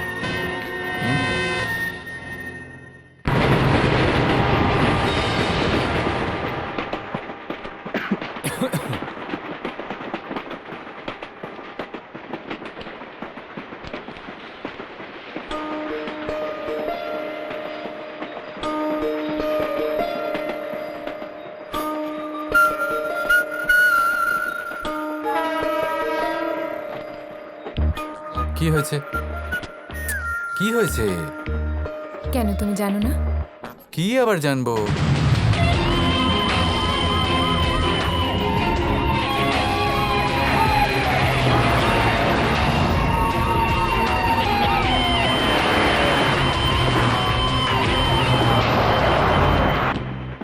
সবকিছু জেনে শুনেও না জানার ভান করছো, তাই না?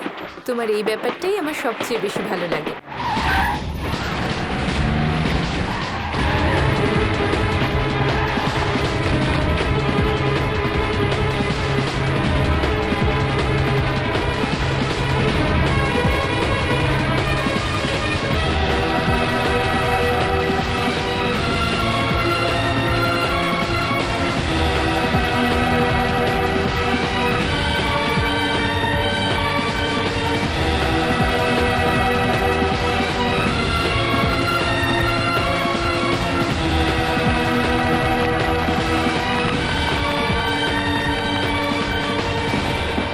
ছোটখাটো বিষয়ে খুব রেগে যাই, আর তুমি গম্ভীর সিচুয়েশনেও হাসি মুখে থাকো।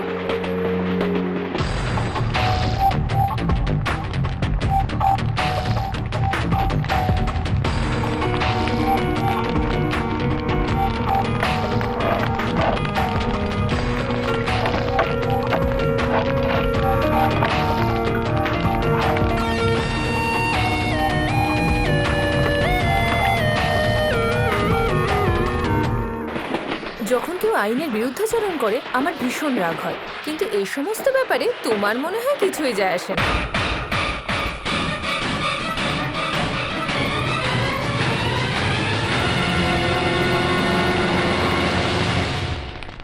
কি কালেক্টর বাবু, কেমন আছেন?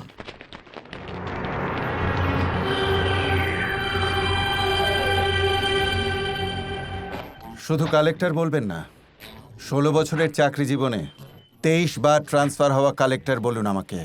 জানি স্যার, সবই জানি। 23 বার আপনার ট্রান্সফার হয়েছে, 2 বছর সাসপেন্ডও ছিলেন, জীবনে ভালো কিছু করতে পারেননি অথবা আপনার মন চাইনি, সেই জন্য আপনি সার্ভিস ছেড়ে দিলেন। তারপরে 10 বছর আপনি কলেজের প্রফেসর ছিলেন, 5 বছর আগে ভিআরএস নিয়ে নিজেরই গ্রামে ফিরে এসে সেটেল হয়ে গেলেন। আপনার স্টুডেন্ট সত্যপ্রসাদ, যে আলাদা আলাদা জায়গায় গিয়ে রাজনেতাদেরকে খুন করেছে, তাকে আপনি বাড়িতে থাকার জায়গা দিলেন। এই সব কিছু আমি জানি। আমি এমনভাবে কথা বলছি যেন আমি সব জানি। তুমি কিন্তু ভালো করেই জানো যে আমি তোমাকে সত্যিই খুব ভালোবাসি। তা সত্ত্বেও তুমি এমন ভান করছো যেন তুমি কিচ্ছু জানো না। সেই জন্যই আমার তোমাকে এতটা ভালো লাগে। ঠিক আছে, এখন যা যা বললে সব ভুল বেরোলে তারপরেও ভালোবাসবে? আইএএস অফিসার হওয়ার পর আপনি কলেজের প্রফেসরও ছিলেন, তা সত্ত্বেও আপনি একজন খুনিকে নিজের ঘরে জায়গা দিলেন। আপনার কি একটু লজ্জা করলো না? No, not at all. 24 বছরের একটা যুবককে খুনি তৈরি করার সমাজের লজ্জা পাওয়া উচিত, আর সেই রাজনীতিবিদদের লজ্জা পাওয়া উচিত যাদের জন্যে ও আজ খুনি। ওর ভয়ে ইলেকশন পিছিয়ে দেওয়ার সরকারের লজ্জা পাওয়া উচিত, আর ওকে ধরতে ব্যর্থ পুলিশ ফোর্স মানে আপনাদের লজ্জা পাওয়া উচিত, আমার নয়। আমি আজ খুব গর্বিত। আমার সমস্ত ছাত্রের মধ্যে সেরা ছাত্র কে জানেন? আপনাদের ওই খুনি সত্যপ্রসাদ। কি বলছো তুমি? আমি কে? আমি কি করেছি? এরপর কি করতে চলেছি সেই বিষয়ে কোনো ধারণা আছে?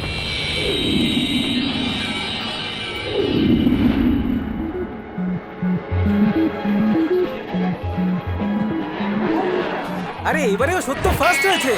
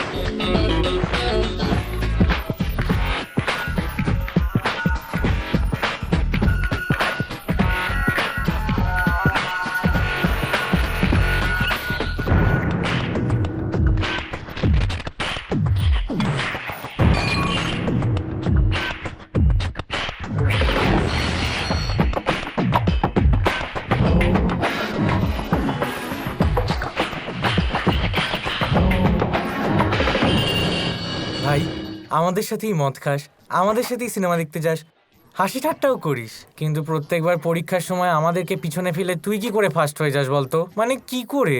হে, তোর বাবা কি করেন? ইঞ্জিনিয়ার তো? তোর বাবা ডক্টর, তোর বাবা ব্যাংক ম্যানেজার, আর তোর বাবা মিউনিসিপ্যাল কমিশনার। আমার বাবা কি করেন জানিস তো? তোদের পরিবারে সবাই খুব শিক্ষিত, আগে তারা পড়াশোনাও করেছেন, কিন্তু আমার পরিবারে এই প্রথম আমি পড়াশোনা করতে এসেছি। পড়াশোনার মধ্যে যে মজা আছে সেটা আমি জানি। পড়াশোনা করাটা আমার ইচ্ছে, আর ক্লাসে ভালো র্যাঙ্ক করাটা আমার বাবার ইচ্ছে। দেখলি তো, আজকেও তোর লেট হলো। ঘুমিয়ে পড়েছিলাম। এসে গেছিস? আসছি। কাল কিন্তু নাইট ডিউটি, সকালে এসো না। হ্যাঁ।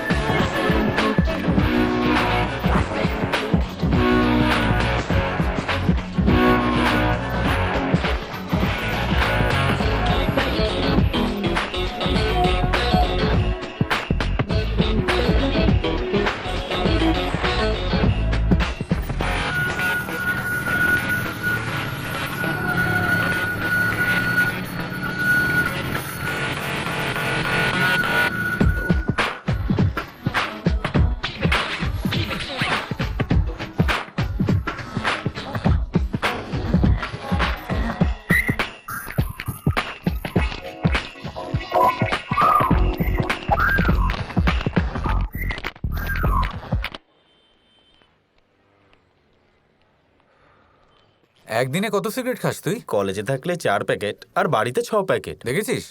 এই স্যার আসছেন। Good morning sir. Sorry sir. তোলো স্যার, কিন্তু তোলো। এই সিগারেটের দাম কত তুমি জানো? দাম কত? 5 টাকা স্যার। 5 টাকা দিয়ে সিগারেটটা কিনে আমায় দেখে তুমি ফেলে দিলে? ভাই, প্রফেসরকে সম্মান দেখাচ্ছ? যদি সত্যিই সম্মান করতে, তাহলে কলেজ ক্যাম্পাসের মধ্যে তুমি সিগারেট খেতে না। কখনো নিজের ভুলকে লুকোনোর চেষ্টা করবে না, ওকে? স্মোক। আমি বলছি স্মোক করো। শোনো, যে কাজই করো না কেন নির্ভীকভাবে করো। Be black or white, don't try to be grey, ওকে?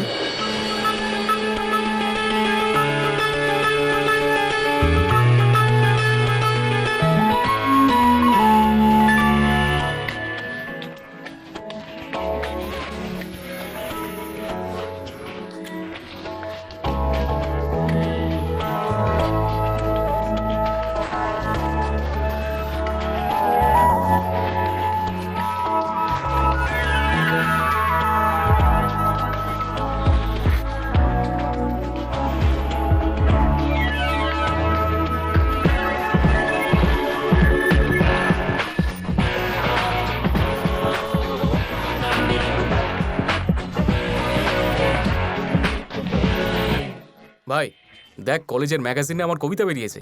পিতাই ধর্ম, পিতাই কর্ম, পিতাই সর্বসুখ। শোন, এটা তুই কবিতা বললি নাকি মন্ত্রপাঠ করলি? হে প্রভু, ও বেচারা অজান্তে সব বলে ফেলেছে, ওকে ক্ষমা করে দেবেন। কবিতা কি শুধু তুই বলতে পারিস? আমিও বলতে পারি। যায় হেঁটে ভূত, পায় জুতো, ভূত হেঁটে যায়, জুতো পায়। এটা কেমন লাগলো? কলেজে পড়াশোনা তোমরা কেমন করছো আমি জানি না, কিন্তু ভাব ভালোবাসা ভালোই হচ্ছে।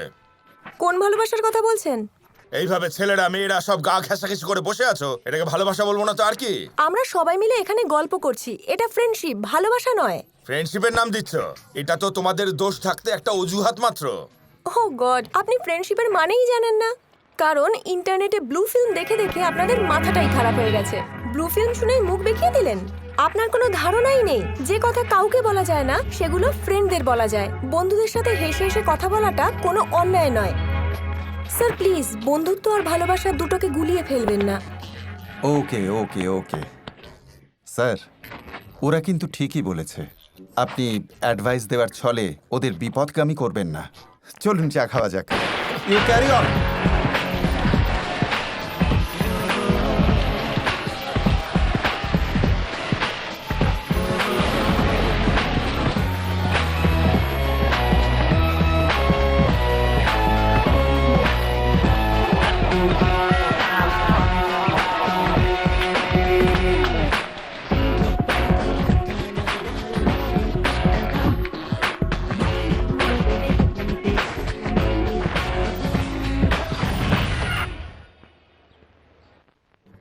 আমাদের কলেজের ক্যাম্পাস ইন্টারভিউতে 135 জন স্টুডেন্ট চাকরি পেয়েছে। আমরা এটা নিয়ে গর্বিত এই কারণে যে 60% স্টুডেন্ট ভালো চাকরি নিয়ে এই কলেজ থেকে বেরোচ্ছে। এটা শুধু তাদের জন্যই নয়, কলেজের জন্যও গৌরবের বিষয়। আর এদের জুনিয়ররা এই 60%কে 100% করে তুলবে, সে ব্যাপারে আমার পূর্ণ বিশ্বাস আছে। এবার টপারদের মধ্যে থেকে আমাদের স্টুডেন্ট নরেশকে ডাকছি, সেকেন্ড ইয়ার এমএসসি ফিজিক্স। তার হাতে অ্যাপয়েন্টমেন্ট লেটার তুলে দিচ্ছে কোম্পানির ম্যানেজার।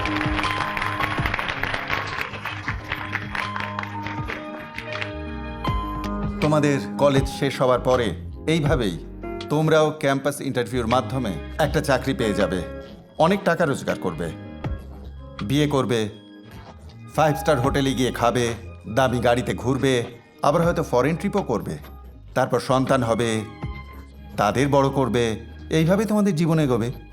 কিন্তু তোমরা কি কখনো সাধারণ মানুষের সঙ্গে, অথবা যে সমস্ত মানুষগুলো দারিদ্র্য সীমার নিচে রয়েছে তাদের সাথে সম্পর্ক রাখবে? তারা কেন ক্ষেপে ওঠে, কেন দুঃখ পায়, কেন আন্দোলন করে? তোমরা কখনো খোঁজ নেবে? At least have you thought about it? Operational research, তাতে সিকোয়েন্সিং প্রবলেমস, যারা ব্যাংক কাউন্টারে লাইন দিয়ে দাঁড়িয়ে থাকে তাদের বিষয়ে, যারা এয়ারপোর্টে লাইন দিয়ে দাঁড়িয়ে থাকে তাদের বিষয়ে আমরা অনেক রিসার্চ করি, তাই তো?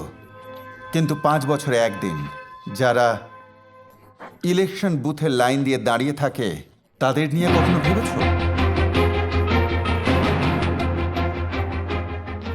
এই সেমিস্টারে তোমাদের কোনো ইন্টারনাল পরীক্ষা হবে না, কোনো কুইজ হবে না, কোনো অ্যাসাইনমেন্টও থাকবে না। কিন্তু তার বদলে আমরা সবাই মিলে একটা প্রজেক্ট বানাবো। আমাদের এখানে বাই ইলেকশন হতে চলেছে। সেই ইলেকশনের ওপিনিয়ন পোল করো, সাধারণ মানুষের সঙ্গে দেখা করো, তারা কি পছন্দ করে, কি করে না, তারা কি চাইছে, কোন পার্টিকে সমর্থন করছে আর কাকে ভোট দিতে চাইছে। এর ভিত্তিতে আমরা এখানে কোন পার্টি রাজত্ব করবে সেটা বুঝতে পারবো। This will be the project. Ruling party এবং অপোজিং পার্টি নিজেদের প্রার্থীর নাম ঘোষণা করেছে, যা আপনারা এই মুহূর্তে দেখতে পাচ্ছেন। রুলিং পার্টির তরফ থেকে কে শম্ভুলাল আর অপোজিং পার্টির তরফ থেকে পি ভেলুস্বামী এবছরে মুখোমুখি হবেন। একটা পার্টি হেরে গেলে আরেকটা পার্টি আসবে আর সে এসেও নিজের আখর গোছাবে। গরিব মানুষের তো আর কোনো উন্নতি হবে না। যাই হোক, দাও।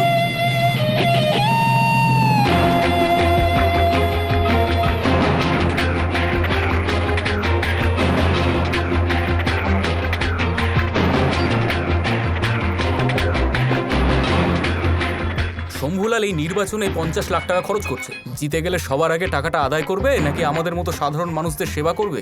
আমিও রুলিং পার্টির সমর্থক, এলাকার সব কাজ আমিই দেখি। কিন্তু অদ্ভুত ব্যাপার দেখুন, এই শম্ভুলাল তো পার্টির মেম্বারই নয়, আর একে প্রার্থী বানিয়ে দিয়েছে। আর আমি যদি এর বিরোধিতা করি, আমাকে এই গলা ধাক্কা দিয়ে পার্টি থেকে বের করে দেবে। কপালটাই খারাপ। দেখো বাবা, সব কেন্দ্রে কোনো না কোনো ক্যান্ডিডেট জেতে, কিন্তু জনসাধারণ সবসময় হেরেই যায়। ইলেকশন না প্রহসন।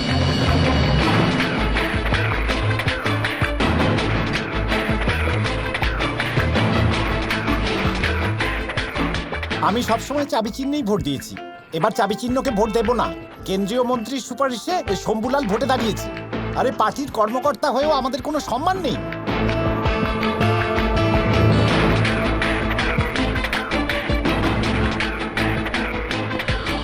এই এরিয়াতে সবসময় আমাদের পার্টি জিতে এসেছে, কিন্তু এইবার গ্যারেন্টি দিয়ে বলা যাচ্ছে না।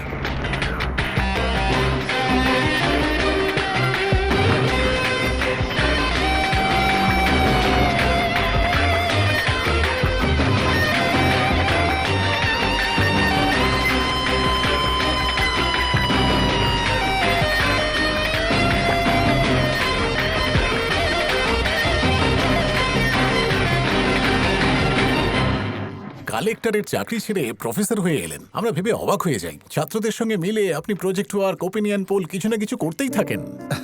প্রত্যেকেই তো ঝাঁকের কই হতে চায়, সবাই গতানুগতিকতায় বিশ্বাসী হয়ে পড়েছে। কিন্তু আমার পলিসি একটু অন্যরকম। আমি সমাজে একটা বদল আনার চেষ্টা করছি, আর আশা করছি সেই কাজে আমি সফলও হব। স্যার, হ্যাঁ, সবাই চলে এসছেন। চলুন যাওয়া যাক। আপনাদের স্বাগত জানাই। যে বাই ইলেকশন হতে চলেছে সেই বিষয়ে আমাদের কলেজের তরফ থেকে আমরা ওপিনিয়ন পোল করেছিলাম। আর এই ওপিনিয়ন পোল যাতে কলেজ পর্যন্ত সীমিত না থাকে এবং জনতা পর্যন্ত পৌঁছতে পারে, তাই আপনাদের ডেকে পাঠিয়েছি। এবারে এই ওপিনিয়ন পোলের রেজাল্ট আমাদের প্রফেসর রঘু নিজে হাতে কলেজের প্রিন্সিপালের হাতে তুলে দেবেন। সতীশ, হ্যাঁ, সবাইকে দাও। Congratulation sir.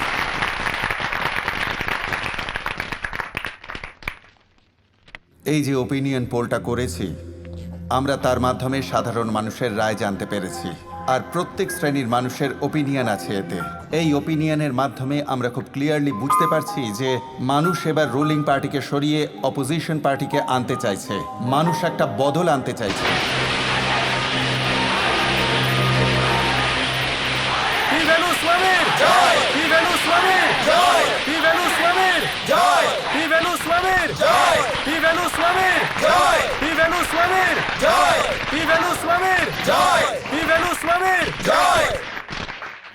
মধ্য জনশক্তি পার্টির প্রার্থী আর আমার ছোট ভাই শ্রী বলবন্ত শর্মাকে এই নির্বাচনে জেতানোর জন্য আমি ভোটদাতাদের নিজের অন্তর থেকে ধন্যবাদ জানাচ্ছি।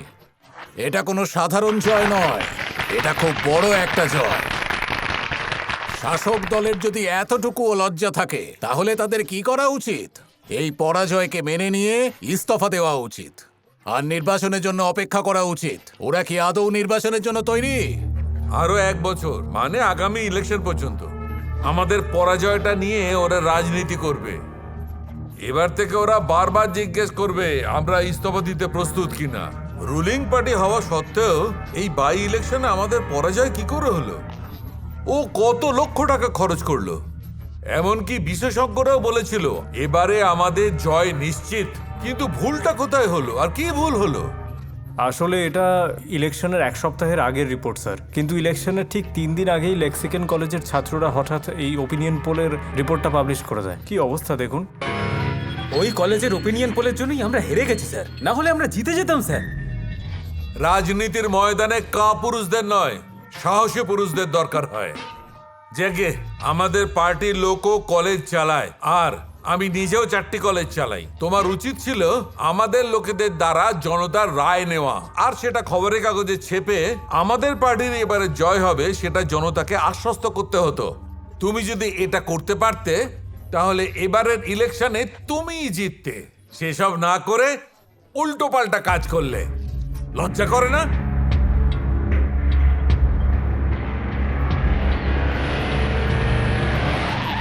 এই শোন এদিকে, প্রিন্সিপালের রুমটা কোন দিকে? আপনি কি ব্যাপার? দাঁড়া বলছি, তোদের কলেজটা কিনে নেবো, কোনো সমস্যা আছে?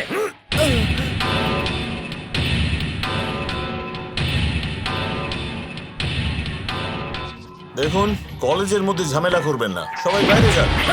খুব রাগ হচ্ছে না? 8 কোটি দিয়ে এমএলএ হওয়ার জন্য দাঁড়িয়েছিলাম। আমি এমএলএ হয়েই যেতাম, কিন্তু তোদের এই ওপিনিয়ন পোল আমার সবকিছু নষ্ট করে দিল। কি দরকার ছিল এই ওপিনিয়ন পোলের? লোক তো এমনিই ভোট দিতে আসতো, কিন্তু তোদেরকে কে বলেছিল এই ওপিনিয়ন পোল করার জন্য? এই মেয়েগুলো কয়েকদিন পরে বিয়ে করে নিজেদের সংসার করবে, তার আগে যদি আমি এদের সাথে ওপিনিয়ন ফুল সজ্জা করি তাহলে কেমন লাগবে? তারপর বিয়ে করে নেবে, কি আছে? এই মুখ সামলে কথা বল। এই চল। শান্ত হও সবাই, আমি কথা বলছি।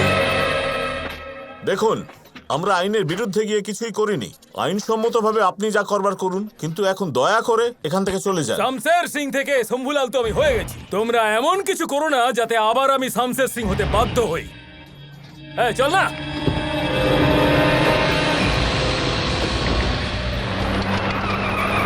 কি সত্য? তোর বন্ধুকে মেরে চলে গেল আর তুই দাঁড়িয়ে দেখলি? তোর লজ্জা হওয়া উচিত। ওকে যেতে দিলি কেন? সবাই মিলে মারলি না কেন? এসব কি বলছো? চুপ করো। স্টুডেন্টস, তোমরা নিজেদের ক্লাসে যাও। এ কি স্যার, বাংলা ভাষীদের সাথে বাংলায় বলেন, ইংরেজি ভাষীদের সাথে ইংরেজিতে বলেন। ওরা যারা মারপিট করে চলে গেল তাদেরকে মারপিটের ভাষায় বলতে পারবেন না? চোখের সামনে অন্যায় হচ্ছে আর আমরা শুধু দাঁড়িয়ে দাঁড়িয়ে দেখবো? আমাদের রক্ত কি এতটাই ঠান্ডা হয়ে গেছে?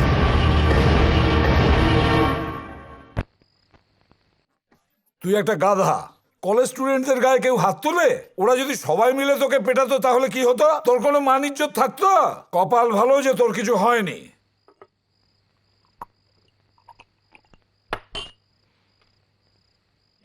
কি করব? আমি যা স্বপ্ন দেখেছিলাম সব ভেঙে গেছে, আমার জীবন শেষ হয়ে গেছে, তাই আমি একটু রেগে গেছিলাম। মন দিয়ে শোন, ভালো রাজনীতিবিদ হতে গেলে মনের কথা কখনো শুনবি না, মাথাটা ব্যবহার করবি। কাল সকালে ওই কলেজের কনভোকেশন অনুষ্ঠানে আমি চিফ গেস্ট হয়ে যাচ্ছি।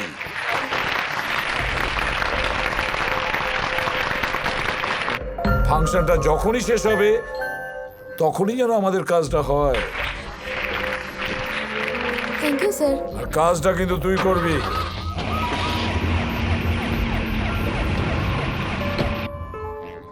এর পেছনে আমি আছি, কেউ যেন জানতে না পারে।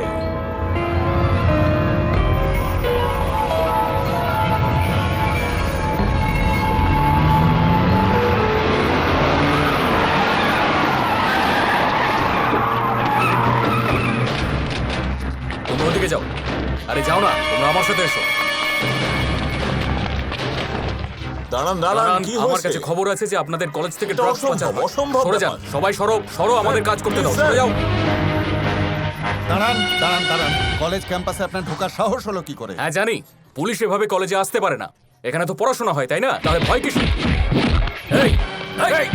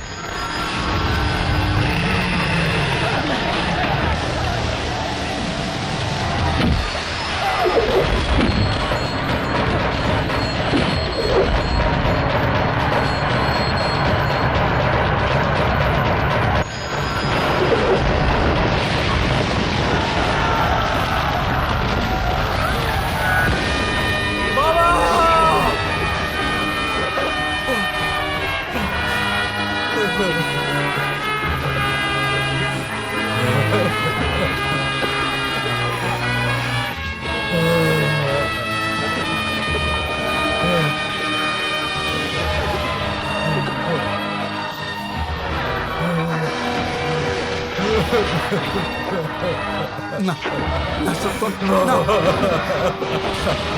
সত্য সত্য চল চল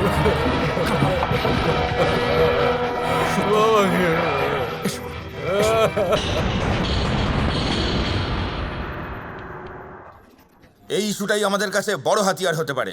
আসন্ন নির্বাচনে রুলিং পার্টির নেতাদের আমরা ঘুম কেড়ে নেব। একদম ঠিক।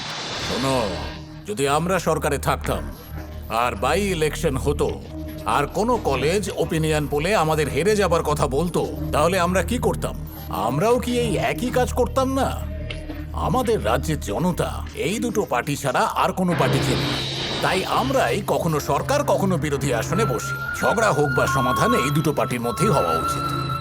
আমরা ছাড়া মিডিয়া বা কলেজের এর মধ্যে আসার কোনো অধিকার নেই। আমাদের ভাগ্য ভালো যে বিপক্ষ দল চুপ করে আছে, কিন্তু স্টুডেন্টরা চুপ করে থাকবে না।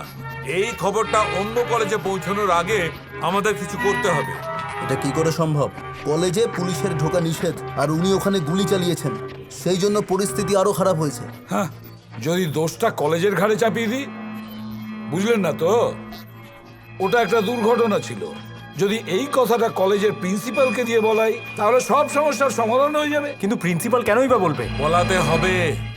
প্রিন্সিপালকে ভয় দেখাও, হুমকি দাও, যা করার করো, কিন্তু প্রিন্সিপালকে বলতে হবে ওনাদের ভুলেই এই ঘটনা ঘটেছে। প্রিন্সিপাল নিজের মুখে বললে সবাই বিশ্বাস করবে। এটা একটি দুর্ঘটনা মাত্র। ক্যান্টিন স্টাফদের অসাবধানতা বশতই এই ঘটনা ঘটেছে। এর জন্য আমি এই কলেজের সিস্টেমকেই দোষী বলে মানছি আর ক্ষমাও চেয়ে নিচ্ছি। এটা দুর্ঘটনা, খুন, এটা প্ল্যান করা খুন। এটা এদের ছাড়া উচিত নয়। এরা জিতে গেছে ভাবছে তো, এদের হারাতে হবে। এর একটাই রাস্তা আছে, খুন করতে হবে। ওদের খুন করতে হবে। কিন্তু ওদের খুন করার পরে কি হবে সেটা বুঝতে পারছো তুমি? তার বদলে অন্য কেউ মন্ত্রী বা এমএলএ হয়ে আসবে আর এই কলেজটা বন্ধ করে দেবে। সমস্ত স্টুডেন্টের জীবন নষ্ট হয়ে যাবে। এটাই হবে। তাহলে ওদের এমনি ছেড়ে দেবো? খুন করবে, অবশ্যই শাস্তি দেবে, কিন্তু এখন নয়। রুলিং আর অপোজিশন ছাড়া 110টা অন্য পার্টিও রয়েছে, আর প্রত্যেকটা পার্টি দুর্নীতিগ্রস্ত। হঠকারিতায় কোনো সিদ্ধান্ত নিও না, বুঝতে পারছো তো? তোমার ভেতরে যে আগুনটা রয়েছে তাকে বাড়তে দিও না, তাকে এখন নিয়ন্ত্রণে রাখো। মাটির নিচে থেকে আমরা আগে পাই কয়লা, আর পরে সেই কয়লাই কিন্তু একদিন হিরে হয়ে ওঠে। তোমাকে সেই হিরে হয়ে উঠতে হবে, সত্য।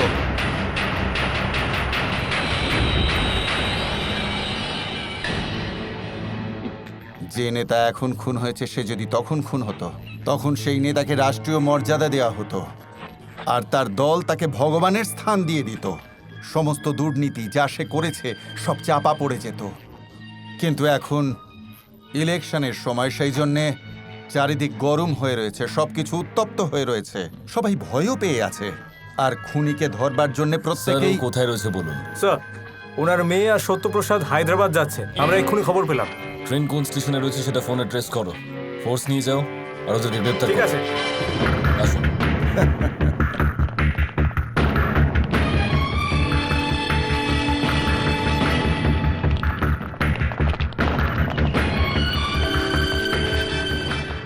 আরে দেখো দিদা, প্রফেসর সাহেব লোকগীতি শোনার বাহানায় কত লোককে মেরে ফেলেছে, বুঝলে?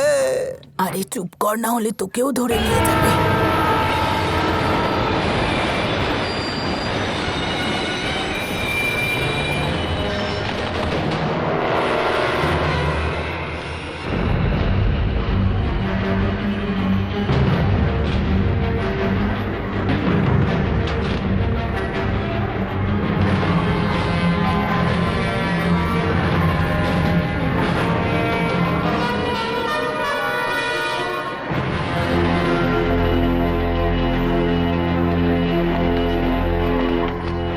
হ্যালো স্যার, সত্যপ্রসাদ এখানে আসেনি, কিন্তু মেয়েটাকে পেয়েছি। আপাতত আমার কাস্টাডিতেই আছে। নাসিকে যে প্রার্থীর খুন হয়েছে দেবরাজ, সে কোনো নির্বাচনেই হারেনি। সে গত 3টে সেশন ধরে এমএলএ রয়েছে। আর যে ক্যান্ডিডেটের খুন ট্রেনে হয়েছে সে গত 2বার এমএলএ ছিল, শুধু একবার সে হেরে গেছিল। তাই যে রাজনীতিবিদদের হত্যা হয়েছে তারা প্রত্যেকে কোনো না কোনো পদে ছিলেন, কিন্তু পুনেতে শম্ভুলাল বলে যে প্রার্থীর খুন হয়েছিল সে কখনো কোনো রকমের পদ পায়নি। শুধু একবার ভোটে দাঁড়িয়েছিল আর হেরেও গিয়েছিল। শম্ভুলাল যে কখনো কোনো পদ পায়নি, তার হত্যা হওয়ার পর আমরা প্রত্যেকে চমকে গিয়েছিলাম। তার এনকোয়ারি যখন করা হলো তখন আমরা জানতে পারলাম যে লেক্সিকান কলেজে একটা ওপিনিয়ন পোল রাখা হয়েছে। সেজন্য যে দাঙ্গা হয়েছিল তাতে 40 জন মারা গিয়েছিলেন, সেইটা আমরা পরে জানতে পেরেছিলাম। লেক্সিকান কলেজ থেকে সব সময় ভালো ভালো স্টুডেন্টরা ক্যাম্পাস ইন্টারভিউতে চাকরি পেয়ে চলে যান, কিন্তু সেই কলেজ থেকেই গ্র্যাজুয়েশন করা বেস্ট স্টুডেন্ট সত্যপ্রসাদ কোনো চাকরি করতেই চায়নি। সেটাই আমাদের সন্দেহ তৈরি করে দেয়। ঠিক সেভাবেই কালেক্টরের চাকরি রিজাইন করে সেই কলেজের প্রফেসর হওয়া মিস্টার রঘু হঠাৎ করে ভিআরএস নিয়ে নেওয়ায় আমাদের সন্দেহ বেড়ে যায়। এই সমস্ত সন্দেহের বিষয়গুলোকে আমরা এক জায়গায় নিয়ে এসে রাখলাম। তখনই আমরা সবটা বুঝতে পারলাম। স্যার, প্রফেসর রঘুকে ধরলেন, সত্যপ্রসাদকে ধরতে পারলেন না? আমি যতদিন না সত্যপ্রসাদকে গ্রেপ্তার করে ফেলছি ততদিন এই শহর ছেড়ে যাব না। ওকে, প্রফেসর রঘুকে আজকে কোর্টে পেশ করা হবে।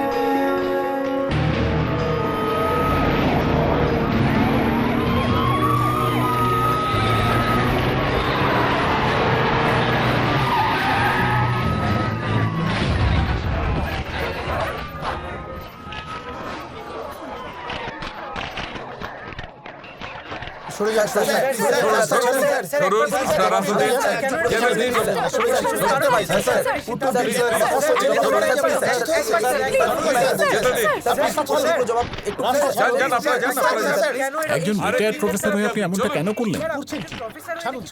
এটার আসল কারণটা কি একটু বলুন। যা কিছু হয়েছিল সব আপনি জানতেন, সেই ব্যাপারে আপনি পুলিশকে বলতে পারবেন। সব জেনেও আপনার চুপ থাকাটা কি অন্যায় নয়? না, একদমই না। প্রত্যেক দিনই আপনাদের চোখের সামনে অন্যায় হচ্ছে, আর সব দেখেও আপনারা চুপ করে আছেন। একইভাবে আমার চোখের সামনেও একটা ভালো ঘটনা ঘটলো, আমি চুপ করে রইলাম। That's all. যদি আপনারা না ভুল করে থাকেন তাহলে আমিও করিনি।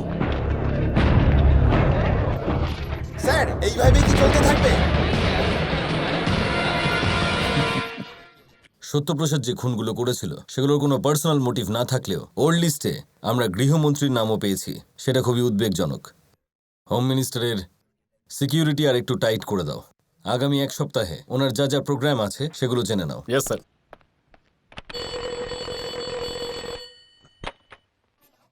হ্যালো। হ্যালো, মন্ত্রীমশাই আছেন নাকি? না, উনি বেরিয়েছেন। ঠিক আছে ম্যাডাম। Good morning reception. মন্ত্রীমশাই আছেন? মন্ত্রীমশাই রুমে নেই। কোথায় গেছেন? কোনো একটা উৎসবে গেছেন। Okay madam. Thank you. Sir, মন্ত্রীমশাই বাড়িতে নেই, উনি মহোৎসবে গেছেন।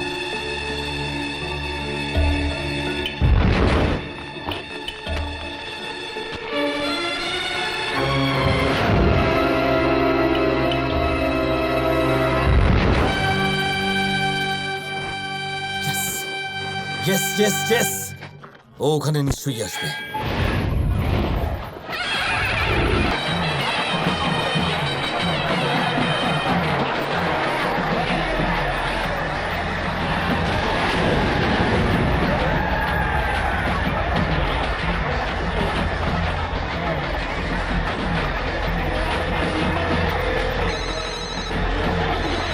Hello hello.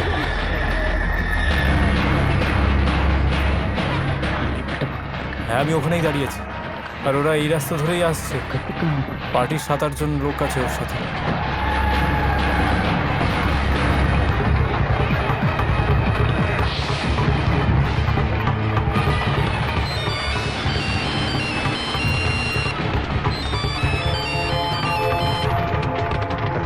সত্য? হ্যাঁ সতীশ। মূর্তি আসতে আরো 8 ঘন্টা লাগবে। মন্ত্রী এখনো আসেনি, ওর অপেক্ষাই করছি। এই কটা ক্যামেরা যথেষ্ট নয়, স্যার। আরো বেশি ক্যামেরা লাগাও। Yes, sir. টেম্পোরারি মনিটর রুমের ব্যবস্থা করো। Okay, sir. Do it immediately. Yes, sir. Let's go.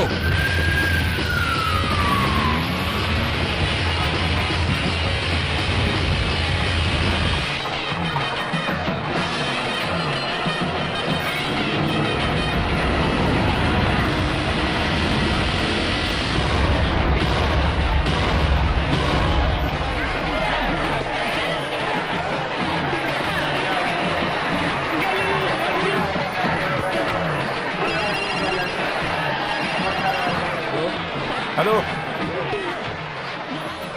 Hello hello minister PA বলছেন? Hello hello hello hello hello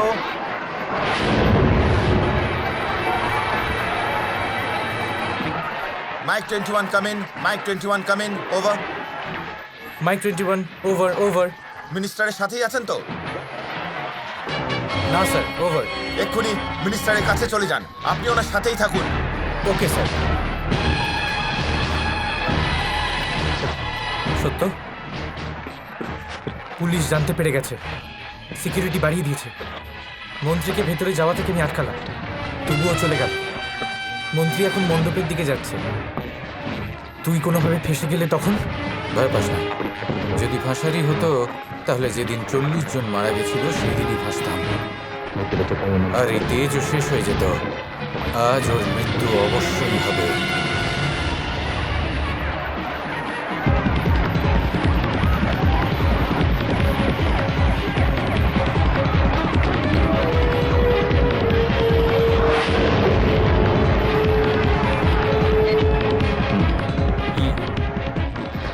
Is everything okay? Okay, sir.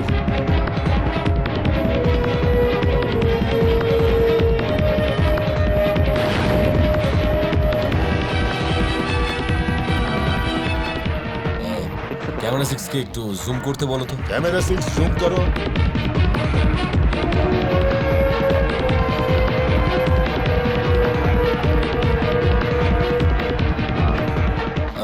Camera 2 কে একটু রাইটে প্যান করতে বলো। ক্যামেরা 2 রাইট প্যান করো।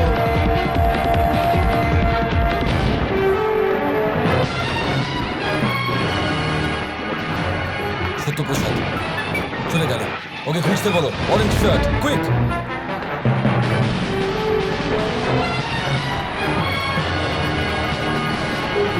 ওখানে নেই স্যার।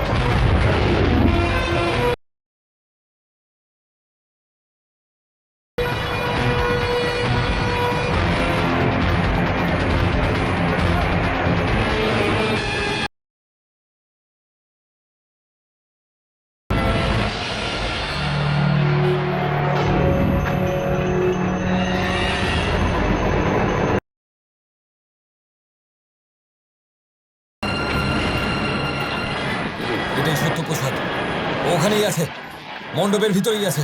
Move move fast.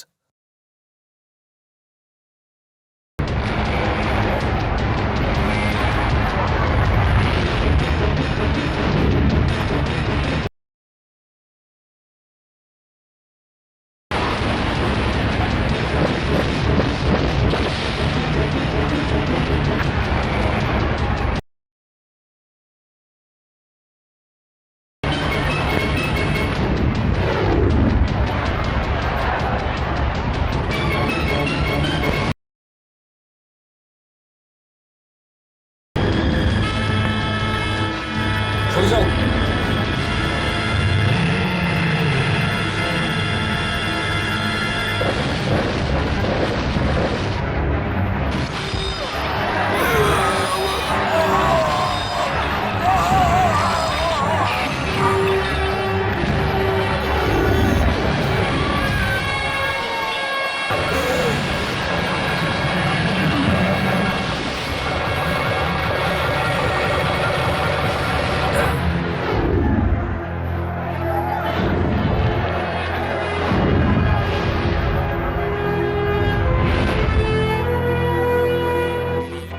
আমি কে সেটা তোমরা জানো, সেটা এবার এরাও জানুক। আমি হলাম সত্যপ্রসাদ, যে অনেক নেতাকে খুন করেছে সেই সত্যপ্রসাদ, যে ইলেকশন বন্ধ করেছে সেই সত্যপ্রসাদ, আপনাদের মতো এই নেতাদের ওপর যে ভরসা হারিয়েছে সেই সত্যপ্রসাদ, এই সমস্ত নেতাদের হাতে 40 জনকে চোখের সামনে যে মরতে দেখেছে সেই সত্যপ্রসাদ। আমরা স্বাধীন হয়েছি কত বছর হয়েছে? এই এতগুলো বছরে প্রত্যেকের যোগ্যতা বেড়েছে। 1947 সালে 4টে ওষুধের নাম জানলেই ডাক্তার হওয়া যেত। 77-এ MBBS পড়ে ডাক্তার হওয়া যেত, কিন্তু এখন MD করলে তবেই ডাক্তার হওয়া যায়। 1947 সালে ইন্টার পাস ব্যাংক ম্যানেজার হয়ে যেত। 77-এ বিকম পাস করলে ব্যাংক ম্যানেজার হওয়া যেত, কিন্তু এখন MBA ডিগ্রি দরকার। প্রথমে যে লেখাপড়া জানতো সে মাস্টার হয়ে যেত, পরে মাস্টার হতে গেলে 8 পাস করলেই হতো, আর এখন MSc এমফিল করলে তারপর কিছু হাজার টাকার চাকরি পাওয়া যায়। Doctor, engineer, bank officer, teacher, collector, এগুলো হওয়ার যা কোয়ালিফিকেশন সেগুলো অনেক বেড়ে গেছে, কিন্তু আজ MLA হওয়ার জন্য কি হতে হবে? 21 বছর বয়স হলেই হলো। 21 বছর হওয়াই কি যথেষ্ট? যাকে খুশি MLA করা যায়? তার জন্য পড়াশোনায় দারুণ হতে হবে সেটা আমি বলছি না। যারা ঘুষ খায়, যারা নিজের শক্তির অপব্যবহার করে, তারা প্রচুর পড়াশোনা জানে আর তারাই রাজনীতিতে আসছে। ঠিক আছে, যদি কোনো অশিক্ষিত ব্যক্তি রাজনীতিতে আসেও, হ্যাঁ, সে অশিক্ষিত সেটাই লোকে বারবার বলতে থাকে, কিন্তু তার ভালো দিকটা সবাই ভুলে যায়। ঠিক আছে, এই রাজনীতিতে আজকে এমন লোকও দাঁড়ায় যারা অবিবাহিত, কিন্তু বিয়ে হয়ে যাওয়ার পর নিজের পরিবারের স্বার্থ ছাড়া তারা আর কিছুই বোঝে না। আচ্ছা আমাকে বলুন, প্রত্যেক ঘর থেকে একজনকে সেনাতে ভর্তি হওয়া উচিত। যে বাড়ির ছেলে সেনাতে গেছে সেই বাড়ির লোকই রাজনীতি করতে পারবে এমনটা করা হলে?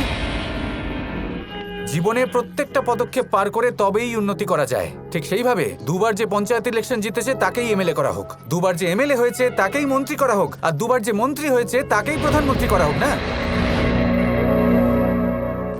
বাকি সমস্ত ক্ষেত্রেই যোগ্যতার একটা গুরুত্ব আছে, কিন্তু এই ক্ষেত্রে যোগ্যতার দরকারই নেই। এমন কেন?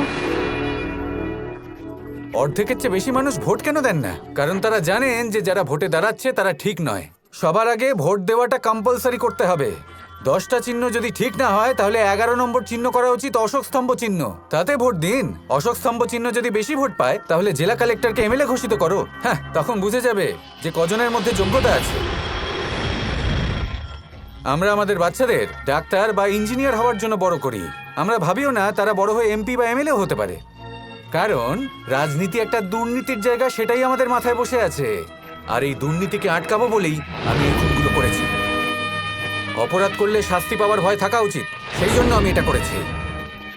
আমাদের সৃষ্টি করেছেন ব্রহ্মা, ভারতে ওনার 2টোই মন্দির আছে। আমাদের রক্ষা করেন যে বিষ্ণু, তার 20টা মন্দির আছে, কিন্তু বিনাশকর্তা শিবের প্রত্যেক গলিতে একটা করে মন্দির আছে। আমরা ওনাকে ভালোবেসে পুজো করি, আমাদের বিনাশ না করে দেন এই ভয় পুজো করি। আর এই ভয়টাই আমি তৈরি করেছি, যাতে তাদের মরতে না হয় সেই ভয় কেউ ইলেকশনে দাঁড়ায়নি, আর ইলেকশন পিছিয়ে দেওয়া হলো। এবার অন্তত ভেবে দেখুন কি করা উচিত। এসব যোগ্যতা থাকতে হবে সেটা আমি বলছি না, কিন্তু কিছু তো যোগ্যতা থাকতে হবে, তাই না? এটুকুই আমার অনুরোধ।